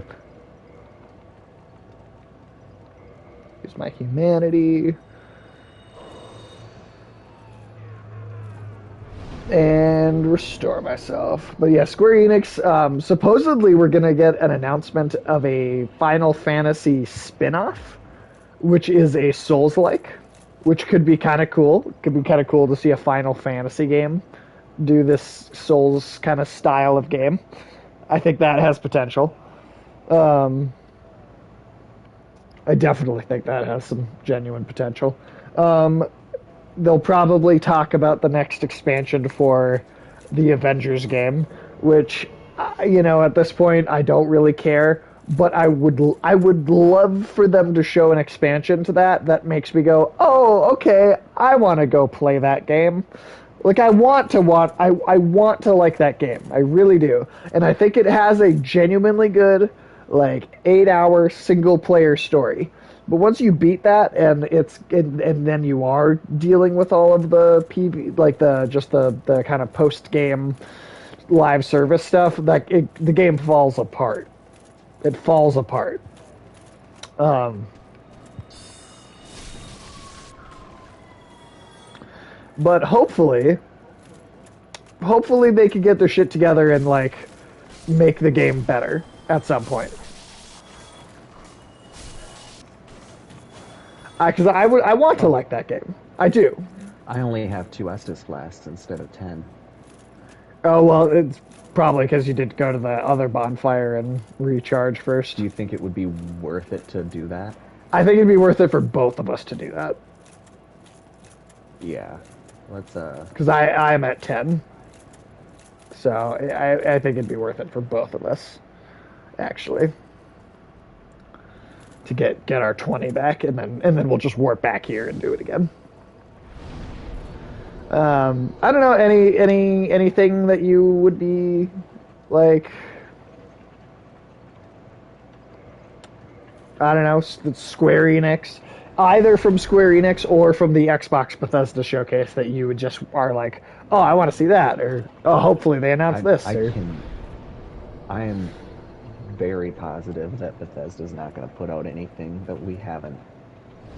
I don't heard about. think they have anything in the development other than like. I think we might see an announcement for Wolfenstein 3. Got to be the end of the trilogy. Is what supposedly the idea is. I bet you will see Wolfenstein 3. That'd be a big new announcement. That is where Deathloop would be shown, but like you said, we already know about that. Yeah, I think you're probably right that it'll be a lot of stuff that we know about already, but who knows? Maybe they have maybe they have one or two big announcements that are brand new, especially just because this is the first show after they got bought by Xbox. So maybe they've got some special announcements kind of cooked up. And then for Square Enix, yeah, I really don't know. Other than that, this Final Fantasy Souls-like game, I don't know what else they could announce that Square could announce that would be a surprise. Final Fantasy VII, this part 2 of the Final Fantasy VII remake. I don't know. That'd be a surprise. Because I don't know. I don't know, nothing that like I guess like I have no like out of left field guesses, you know. What would be the out of left field thing for just all of E3 in general for me would be if they the out of left field crazy thing to me would be if From Software announced a Togi 3.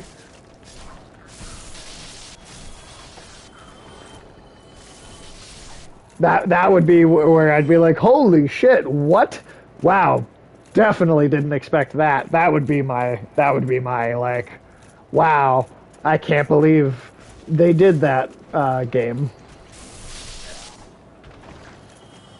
Yeah, Because that would be a Togi's nice been one to have in there.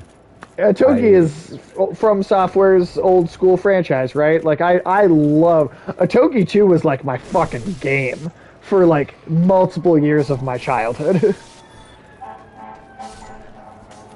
So like that, or even a remake of a Togi 1 or 2, I would be like that. I would also just be just as excited about a remake,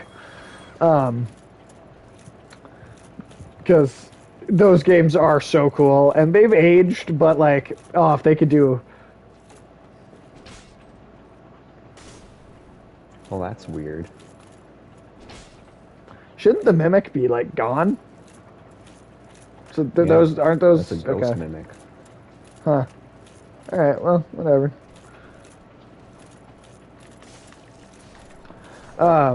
But yeah, I think you would really like Katogi. That's why, like, I really do want to have. I really, at some point, I want to, as an in-person. Oh, we got you. Are you joking me? He's joshing you. Well, if you have a homeward bone, wait, no, homeward bone resets everything, and you I'll really just don't run want to back do that. up. I'll just run back up to summon you again. Because all the enemies are cleared up to this point, so.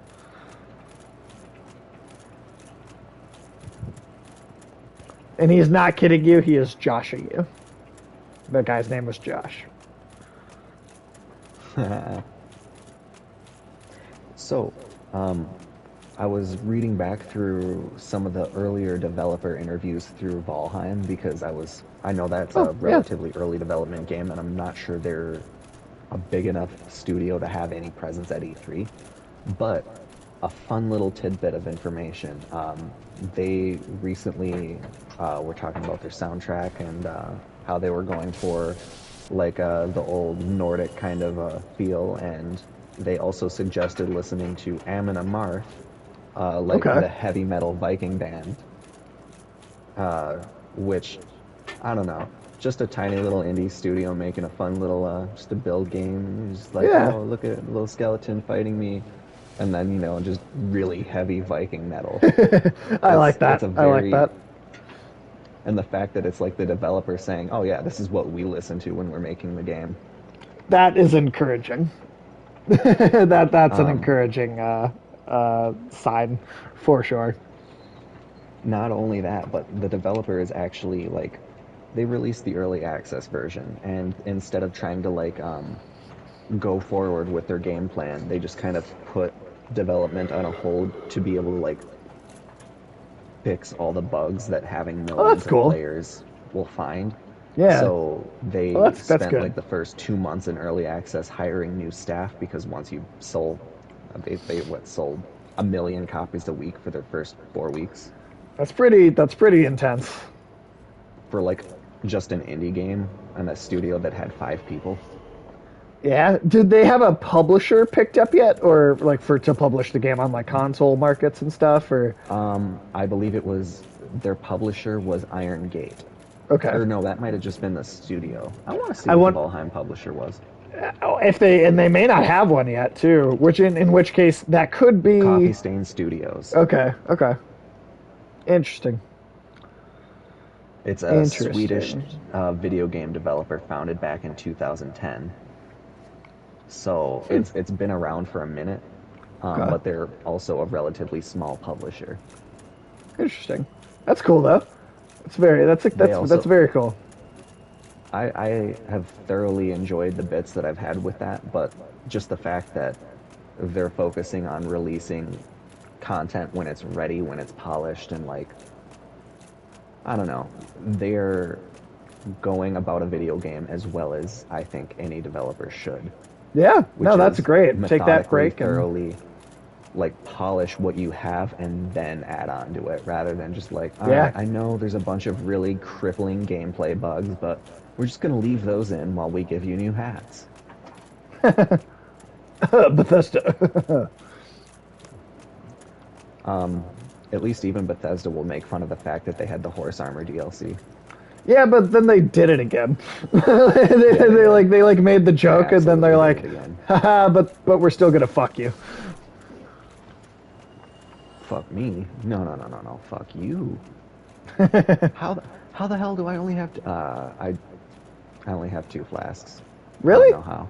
Even after going back and getting the huh.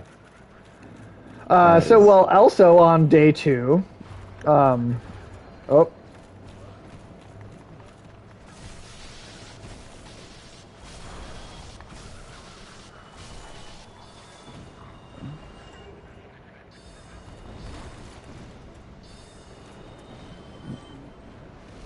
and he's coming from behind with the steel chair.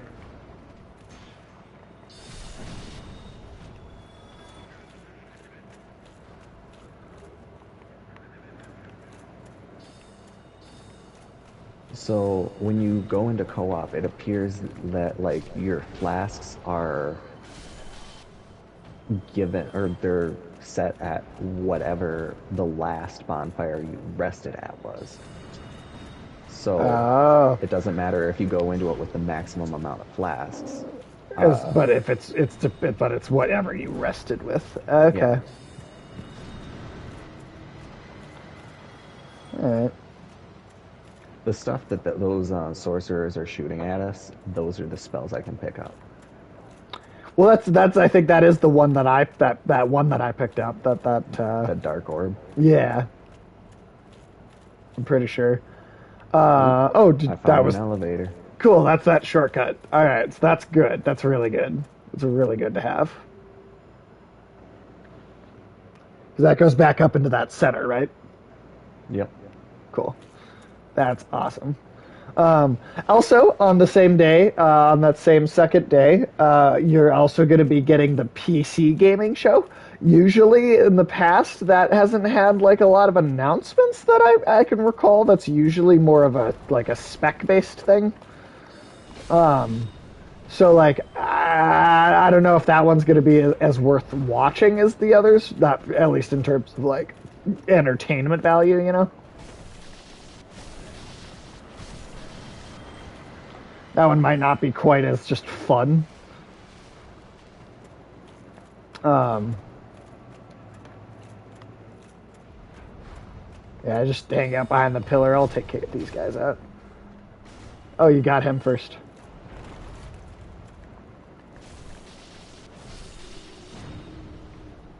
Nice. All right. Yeah. You see how much health I have, right? Yeah, and you don't have any more health items. Yeah. Well, I could just take the elevator up, and then we could come back down the shortcut. Uh, yeah. Let's see what this guy's doing. No. Hey, buddy. Oh, I'm not sure I like him anymore. Oh, and a fucking invader. Are you kidding me?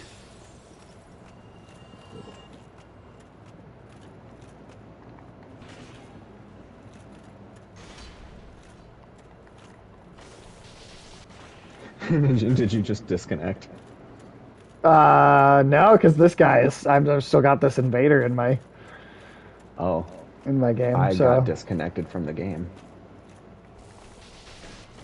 That was weird. And now I'm failing to log in. But I'm talking to you. right. So it doesn't totally make sense that you're It's disconnected almost because like somebody invaded the game and then forced all the phantoms to disconnect. is that a Wild. thing they could do? I'm like I know it used to be a thing. I didn't realize people did that on the this version. Huh. Well, God I damn guess it! I'll I actually get the sometimes I hate this multiplayer. it would be nicer if it wasn't so All right, I'm going back up the shortcut up to the bonfire. If you want to set your soul sign down, so maybe we can take this fucker out before he. Oh, but you're also I set mine right disconnected. next to the no, I got in. Oh, okay, And cool. Right by the bonfire. yeah.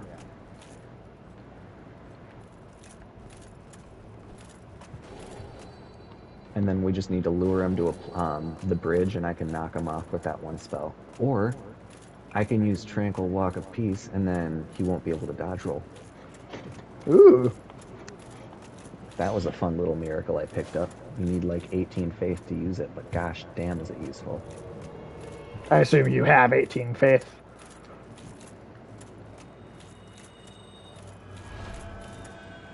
Yeah, he's got him. It's on now. So he can't dodge now? Yeah.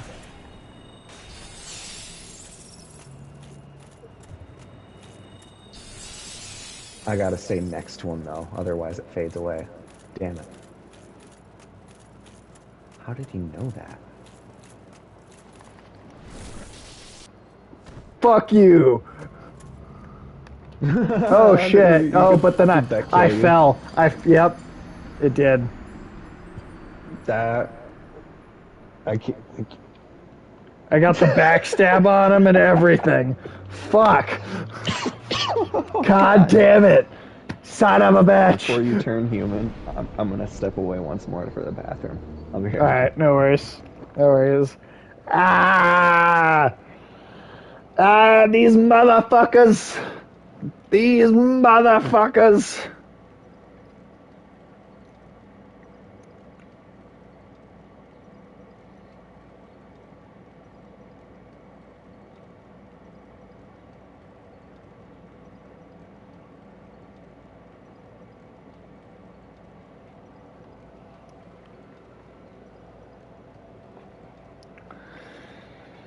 Oh, these motherfuckers! Hey, these guys keep coming back in. They keep coming back in. It's already past full. We only got like an hour left. I don't know why I'm doing this voice. Only got like an hour left.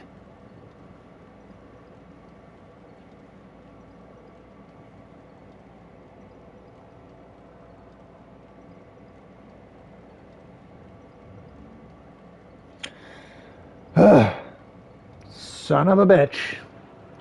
These sons of bitches.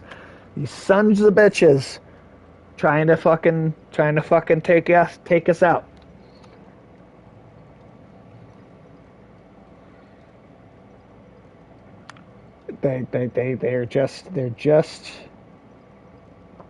They're just some silly motherfuckers. All right, silly motherfuckers. I uh, I really don't appreciate all of these invasions. I don't appreciate it. I don't like it.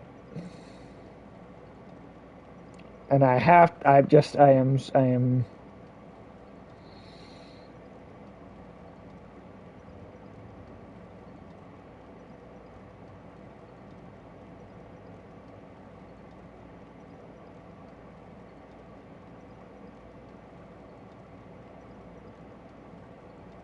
ah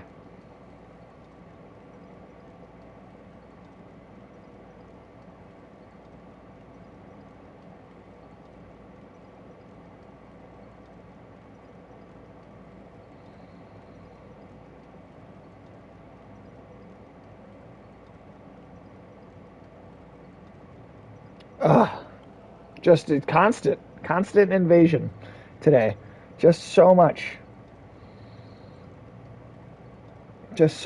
I just what just gotta just get stop. We're ju- I'm a simple man trying to make my way in the galaxy. All right, just like let me go. Let me get there.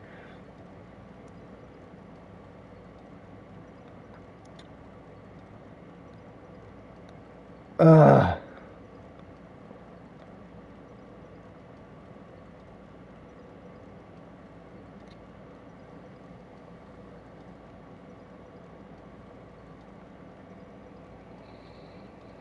Just disappointing.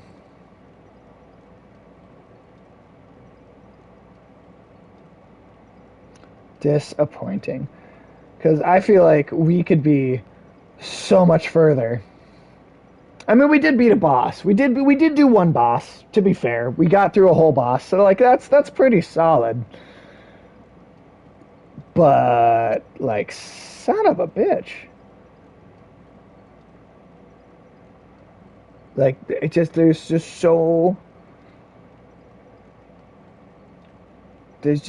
something about all the invading. So much invading. There's just so much of this invading. And I feel like we might have already, or at least would be getting close to another boss by now. if these invasions were not happening. I really think that. I really think we would be much more, because the regular enemies are not giving us all that much trouble. It is only these other players. It is only the players. Ah, so I don't know. Luckily, we unlocked that shortcut though, so that will be good. That will be good.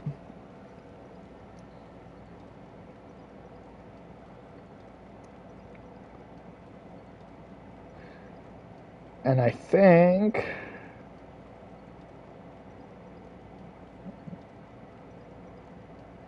Oh, can I edit? Dark Souls cartoon. The category. Category. Yeah, category should be Dark Souls.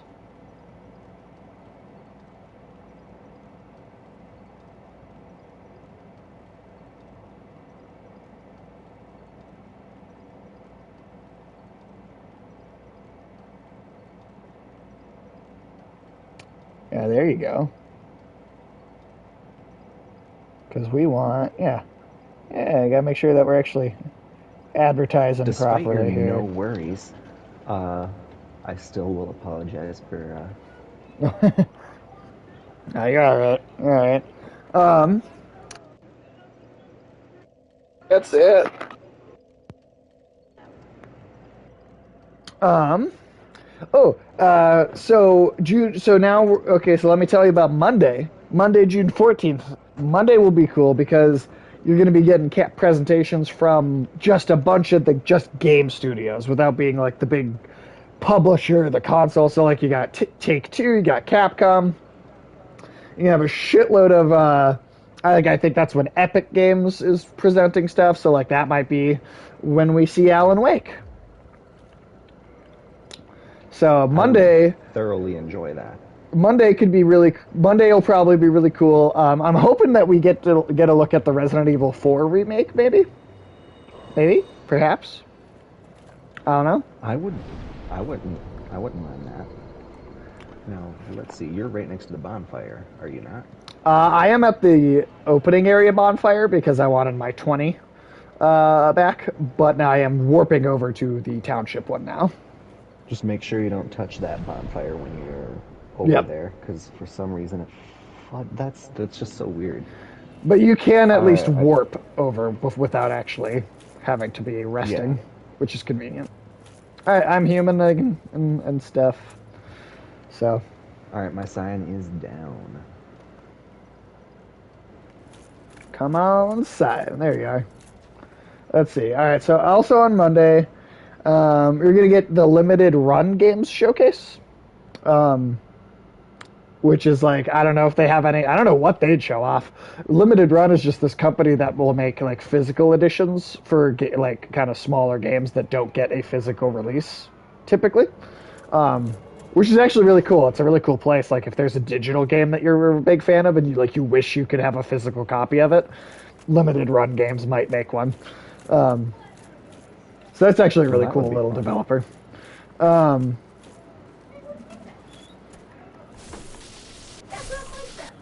All right, I am going to Ooh, I'm what gonna was lure that? them all onto the bridge. Don't get close to them. Just let them all follow me, unless they're following you. In which So, case, come to the bridge. We have well, one jumped pizza. off a cliff by itself, and then two of them followed me. But I got him now. Well, and also we unlocked the shortcut, so we don't have to go all the way through the whole obnoxious area this time. Come on, guys, you're almost here. You don't gotta like not come onto the bridge. Nothing bad will happen. They just Come following on. you down there. And then I knock them off. This is great Nice. practice for PvP. PvP.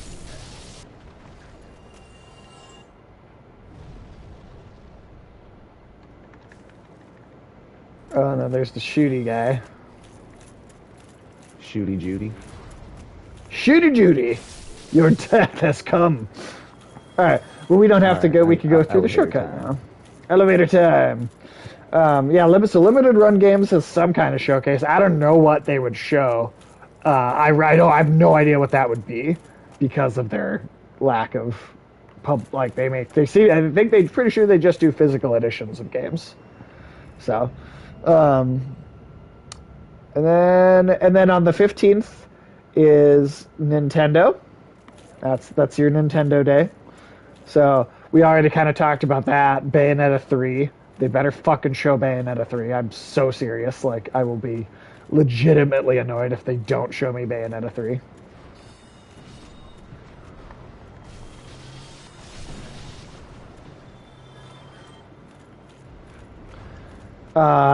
Really interesting rumor. I don't know if you've heard about this, Tim, but supposedly Nintendo might be doing a remake of Super Metroid. Like the old Oh, school that would Super be Nintendo, nice. Super Metroid. I'd buy that in a That, heartbeat. like the Metal Gear, I think they're going to have to do a lot of retooling I think if they Super don't want to Metroid end could up play the doing like, same. Because I think you could give it amazing graphics, but still make it a 2D platformer. Like make it smooth and make it play like a buttery smooth kind of, update the gameplay experience some. But I think if you could make that, you could still have that game be a 2D Metroidvania kind of game, and not have to mess with how it actually works all that hard.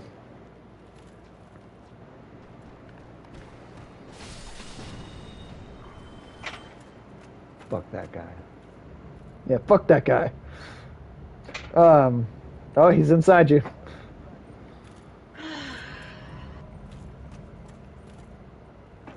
Oh, Um, lovely. so I don't know. Nintendo. I think Nintendo will have a cool. Oh, okay, that's the next bonfire, huh? All right, all right. I feel like that'll be easy enough to get.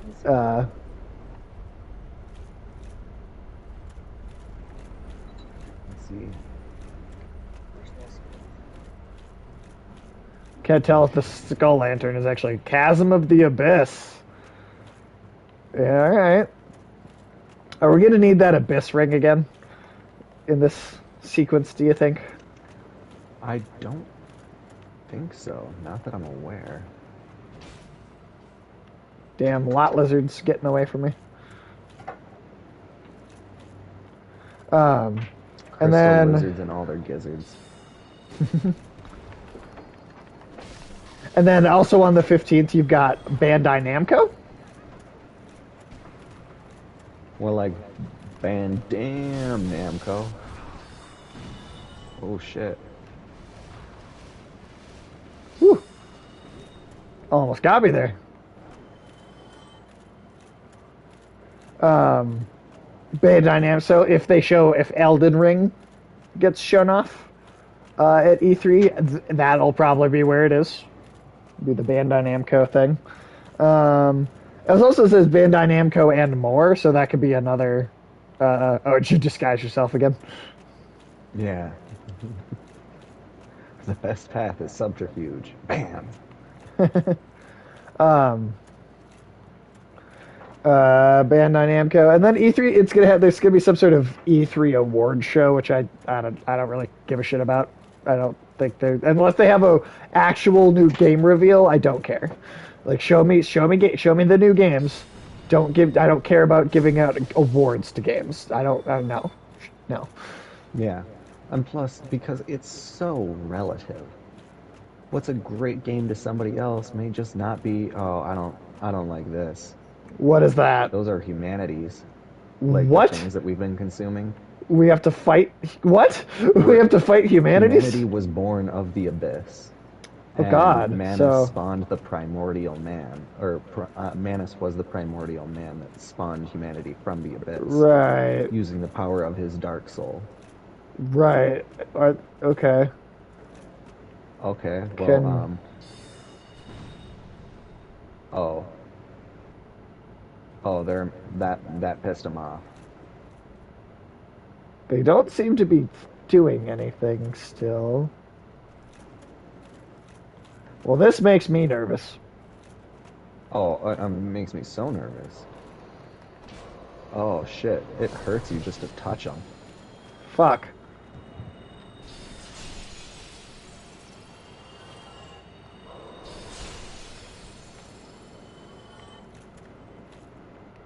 Okay.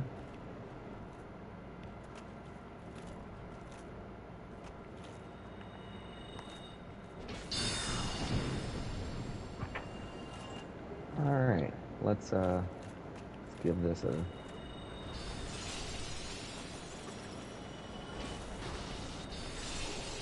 Oh fuck. Oh god, what was that? It's another one of those monkey Oh, I'm dudes. dead. Well, in that case, I'm gonna go get that bonfire. Yeah. And then in my game, I might just speed run to get my shortcut and the subsequent bonfire. Because invisibility, hashtag YOLO, hashtag, I don't know. So the only problem is this area is so dark, I am slightly concerned if I can even find my way back.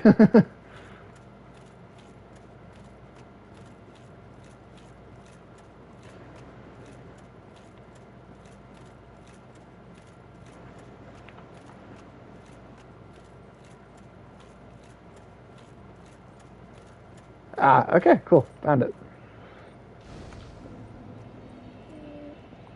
I wonder if this one also can be warped from, because it seems like every one of these uh, uh,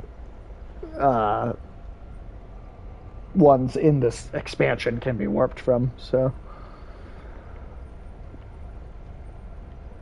all right. Well, I'll just you know what? I Ooh. won't even risk moving to a different area. See, I was like, why are they seeing me? I didn't use the invisibility spell right away. uh, And if they see you go invisible, they just know where you're at. I mean, that makes sense. That makes sense.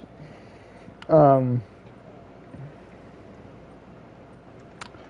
let's see. So then, So here's what's interesting. EA usually has an E3 show. Um, doesn't have one this year.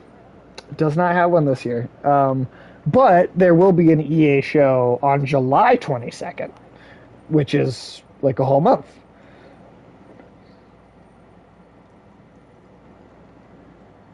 That's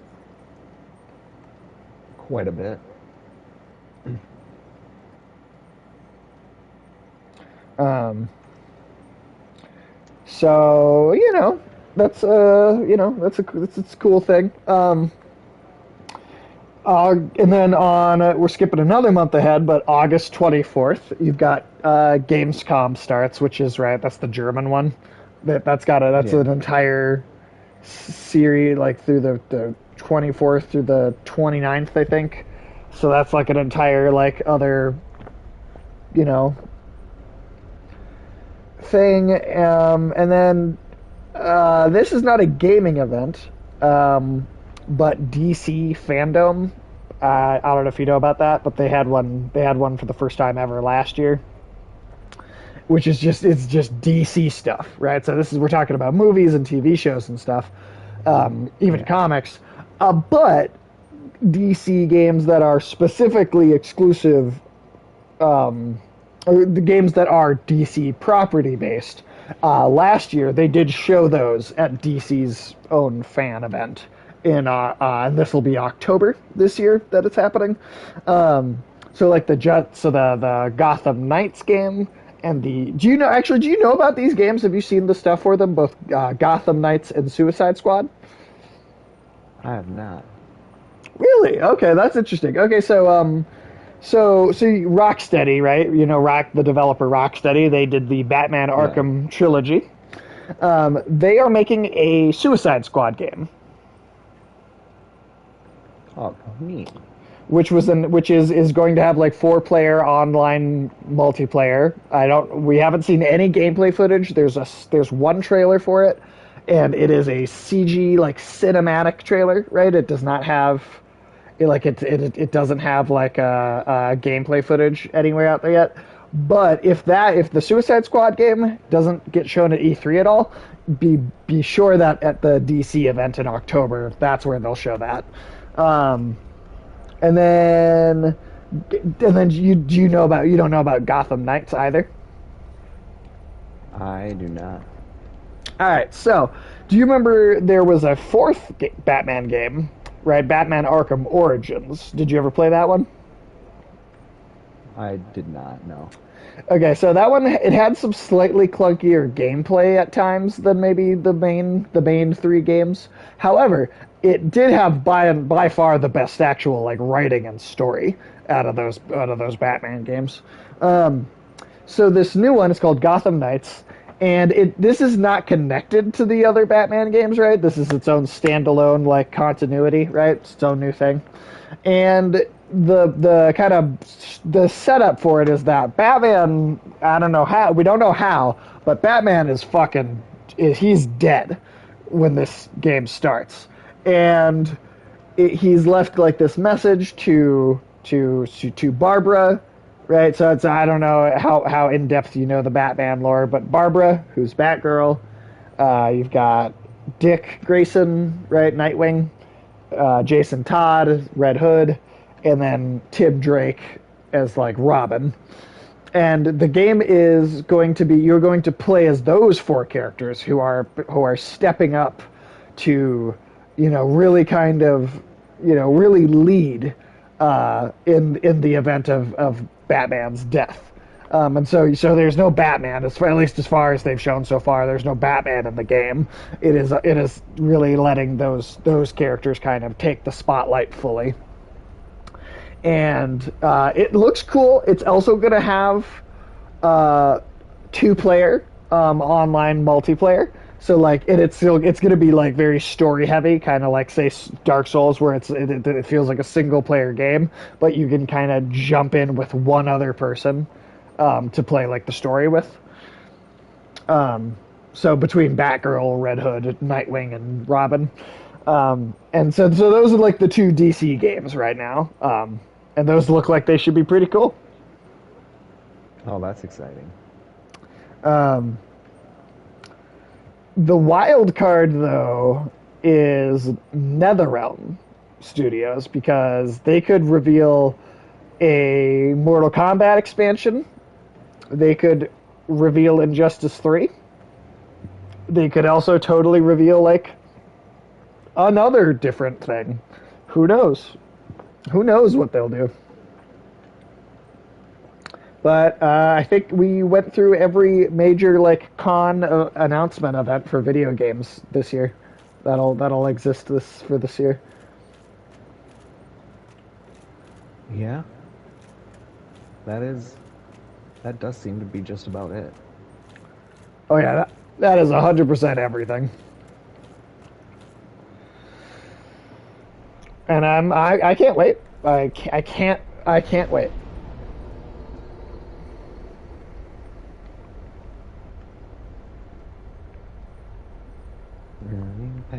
Running past you, don't kill me, can't see me, don't please kill me. Oh, By God, he might just be the next American gladiator. you know what? I've got another topic for us. I've got another topic for us because Tim, the saga continues. Oh, there's a saga. There is a saga. Let me read this headline to you. Cyberpunk 2077 stolen data leaks and videos begin to emerge. So,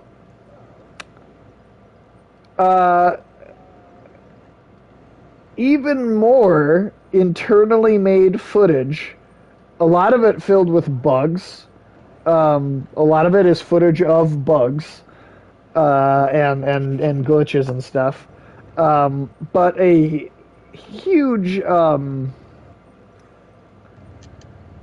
huge trove of source documents and code and shit has one was stolen and sold on the dark web a few months ago, and that was its own entire story.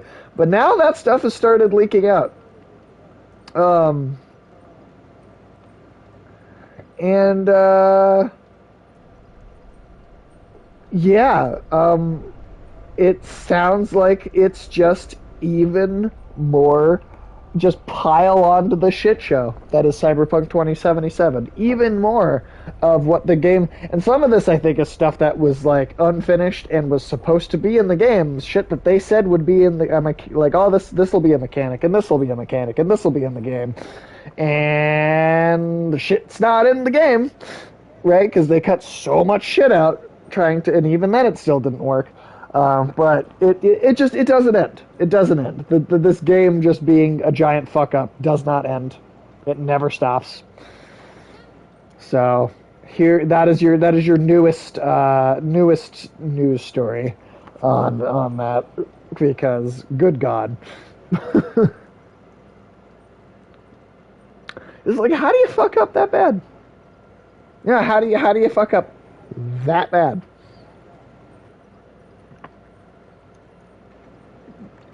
Yeah, it's a special kind of talent. It But really like, is. I feel It like really is. they were ambitious, especially coming off of like I don't know. I really wish they would have just released it when it was ready. I mean, I think it could have been a cool. I mean, I don't know. Here's the thing, and this is a sentiment I'm somewhat repeating from Rage Select, and it's kind of, even before the game came out. It's kind of was how I was starting to feel about it.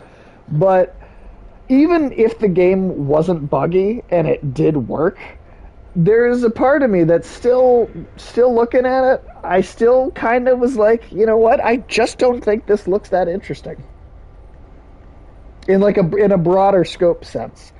Um, and my thing was, I felt like it really, um,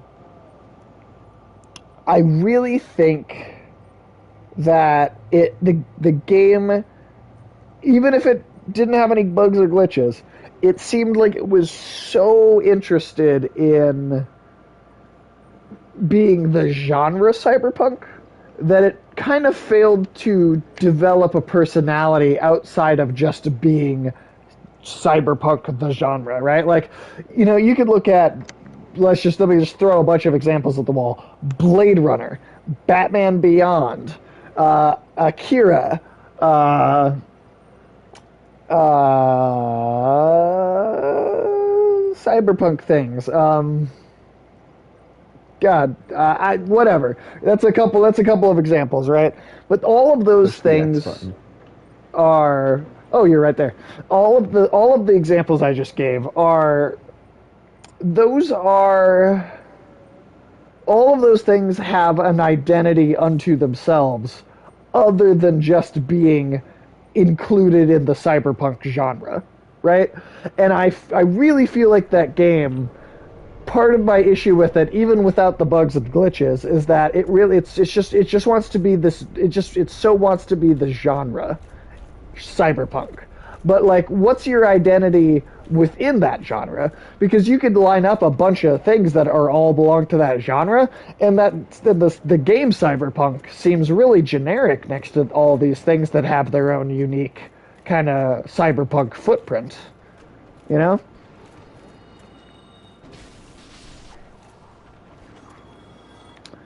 And that was that, even before the game came out, that was a big part of what I was concerned about, and why I kind of didn't think it looked that great, was because, I don't know, there was something about just being, there's something about just being it being too hyper focused on the genre in and of itself, you know.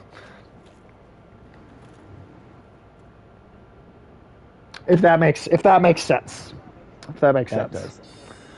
does. Um, and I wanted it to be good. I like cyberpunk stuff. Like, But like even after like his name is Jeff. He's the guy that runs Rage Select, right? He's great, and he kind of had a similar thing, and he was actually very excited for the game all the way up until it came out, and it was all glitchy.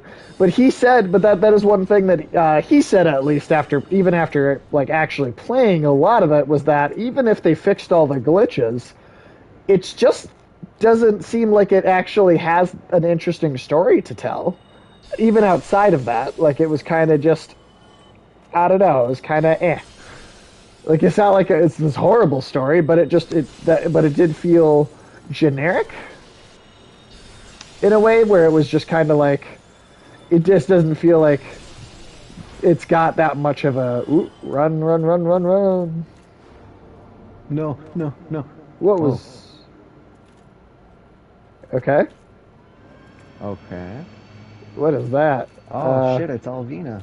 Oh, did she save us? I think so. All right, well that's cool. Good shit, Alvina.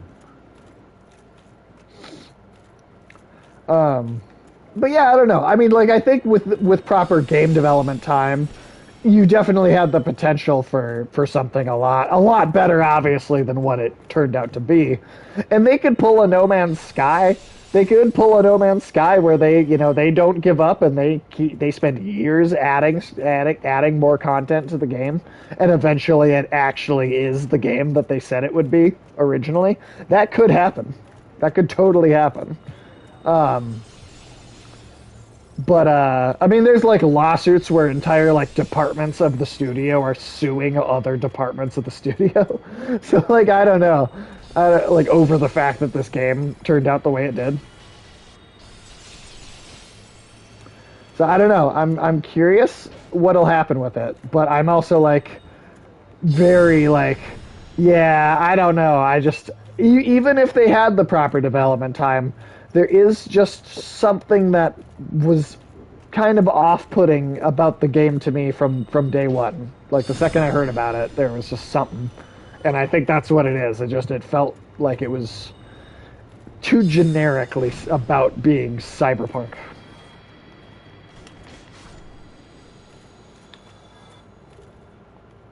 Black Flame, huh? Oh, it's a dark pyromancy. It's too bad I can't drop any of this stuff for you, because since I don't use the spells and stuff. I mean, Yeah, I'll just come back when we're not on the stream and blam.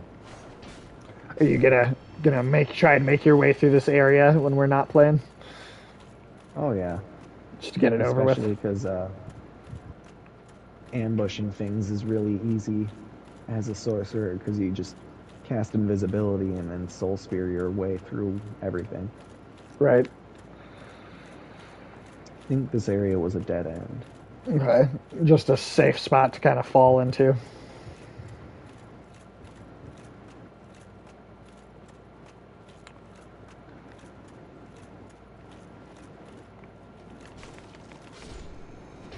Oh, hey, I wonder if that Oh, was the here's this guy guy. Shooty McShooterson here. Oh, yeah, that's definitely.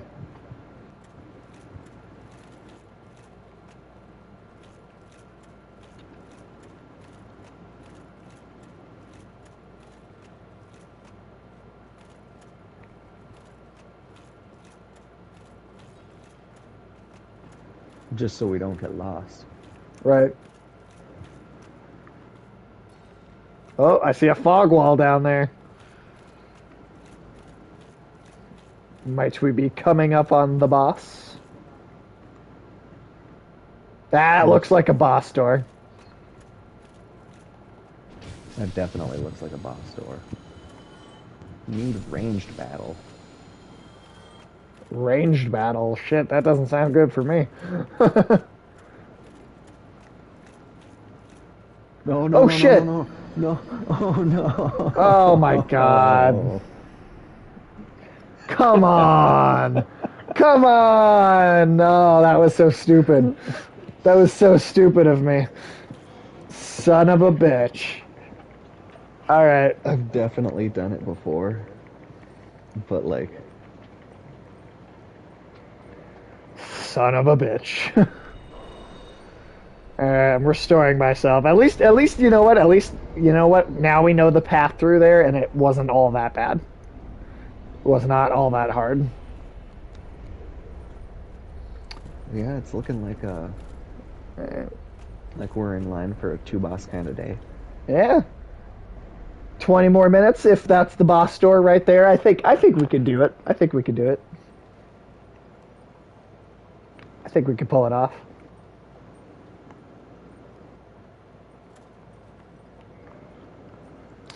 Um, but yeah, I'm so excited for E3. I'm so excited. I cannot wait. There's should be a lot of good stuff. And oh, believe me, there's gonna be. I'm gonna have a list of stuff for us to talk about as the shows all happen and whatever gets announced gets announced.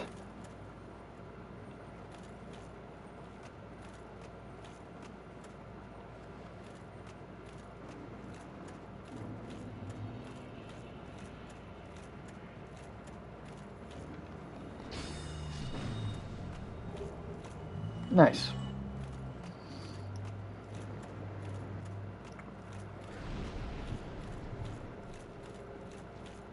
Yeah, if you if yeah, I'll even send you a list of like the stuff that I'm like, hey, this is what we should be talking about. And then if there's stuff missing on there that you're like, oh, we should talk about this too, then you know I'll send it back to me and I will add it. I figure if we wanted to drop down over here again, yeah. Thanks, Magic Cat.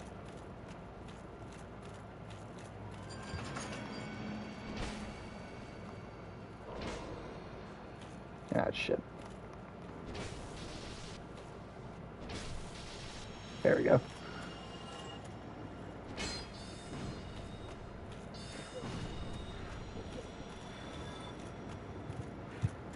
These things should be dropping a lot more humanity. Yeah, I thought that was kind of weird that they're like they just don't seem to be dropping humanity.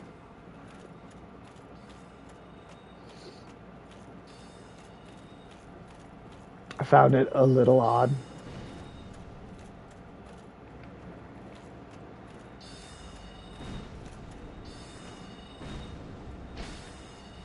I don't know.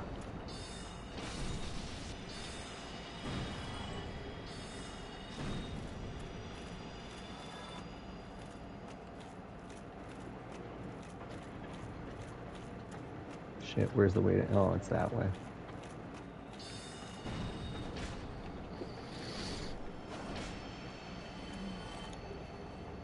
They're starting to drop a little bit more. Nice. No, we. Oh no, that's the dead end.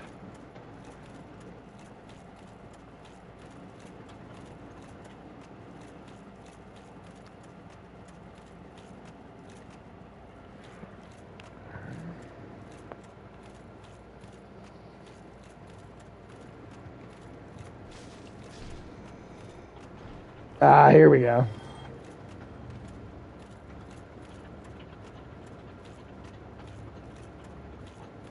It would be really nice if your markers persisted. Yeah, that'd be convenient. Because it sucks. Yeah, it sucks that those just disappear. And it's like it's not like you have a because you have a limited supply of them too. It's not like you, right? Isn't that right? Yeah. Yeah. Exactly. So I mean,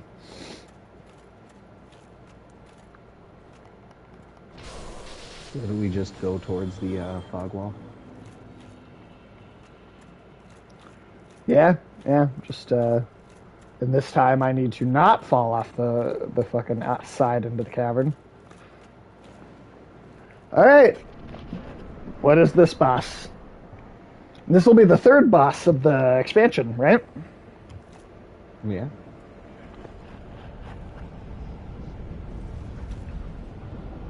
Uh oh. What was that? What the hell was that? Oh, it's the same thing that pulled us into this dimension. Oh, it is.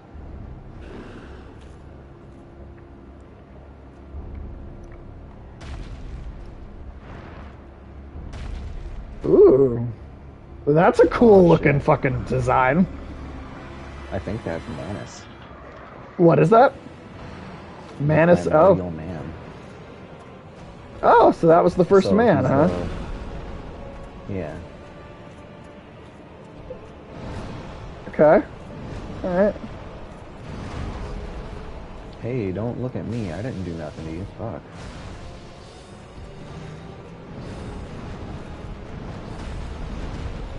Oh, shit, Oh, he gotcha. he bitch slapped me back to fucking Tuesday. Alright, he's got some serious health. He's got some serious health. And he's not stopping. So I'm really not getting much of a break here to heal.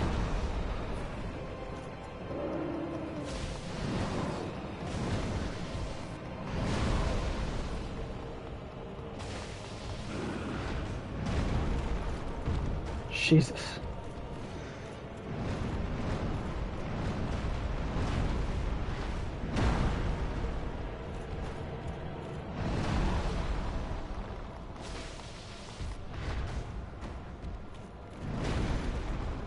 God damn.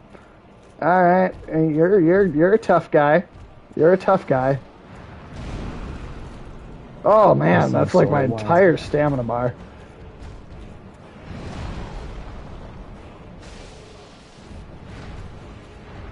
God damn.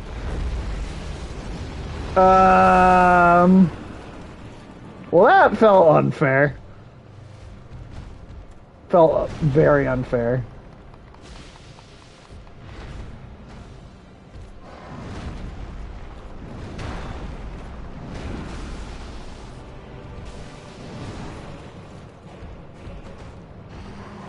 I'm doing so little damage to this fucking guy.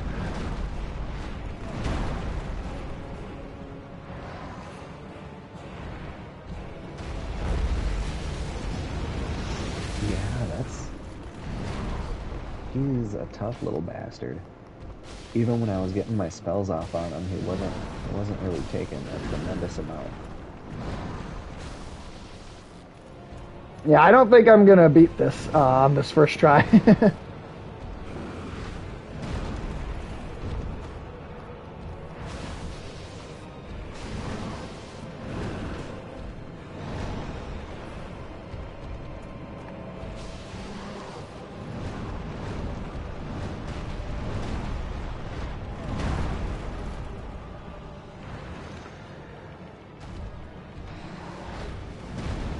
I mean, I got him over the halfway point, so like I could still say like, hey, on the first try, you know, I got this far, but I don't think this is going to be um, a. I don't think this is going to end with a success. Yeah. If only we could summon Solaire. Yeah, right. Let him take all the attention for us. Oh my god.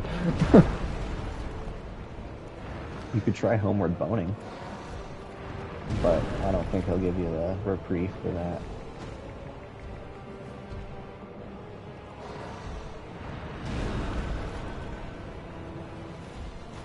Nope, I don't think so.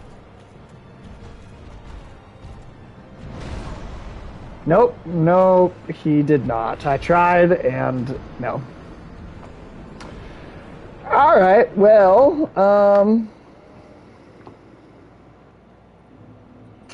and on that failure, I think that might be a good place to cut the stream for today, just because only got about 10 more minutes to try, and I don't think we're going to do it in that amount of time. Oh, But and not to mention, that bonfire is not warpable to. oh, it's not. So if we warp out of here to like get our 20 flasks or explore a different area or whatever. For instance, I am not at that bonfire. Ah, well, you know what? I'm gonna warp away anyway, because I think we might need to explore some other stuff or do something else before we fight him again. Because I don't know if we're gonna be able to do that just yet, at least. Because I think I don't know, we might need to be a little I stronger think there's or have a if I have different a shield or method. something Might to go give me better. more physical durability, Okay. or if I find those dark sorceries, then again, dark might not be the strongest thing against the King of Dark. Right. Yeah, I don't know. Ooh, I don't shit, know. lightning. I had lightning and it was doing okay. It was doing all right. Um, I have lightning spears.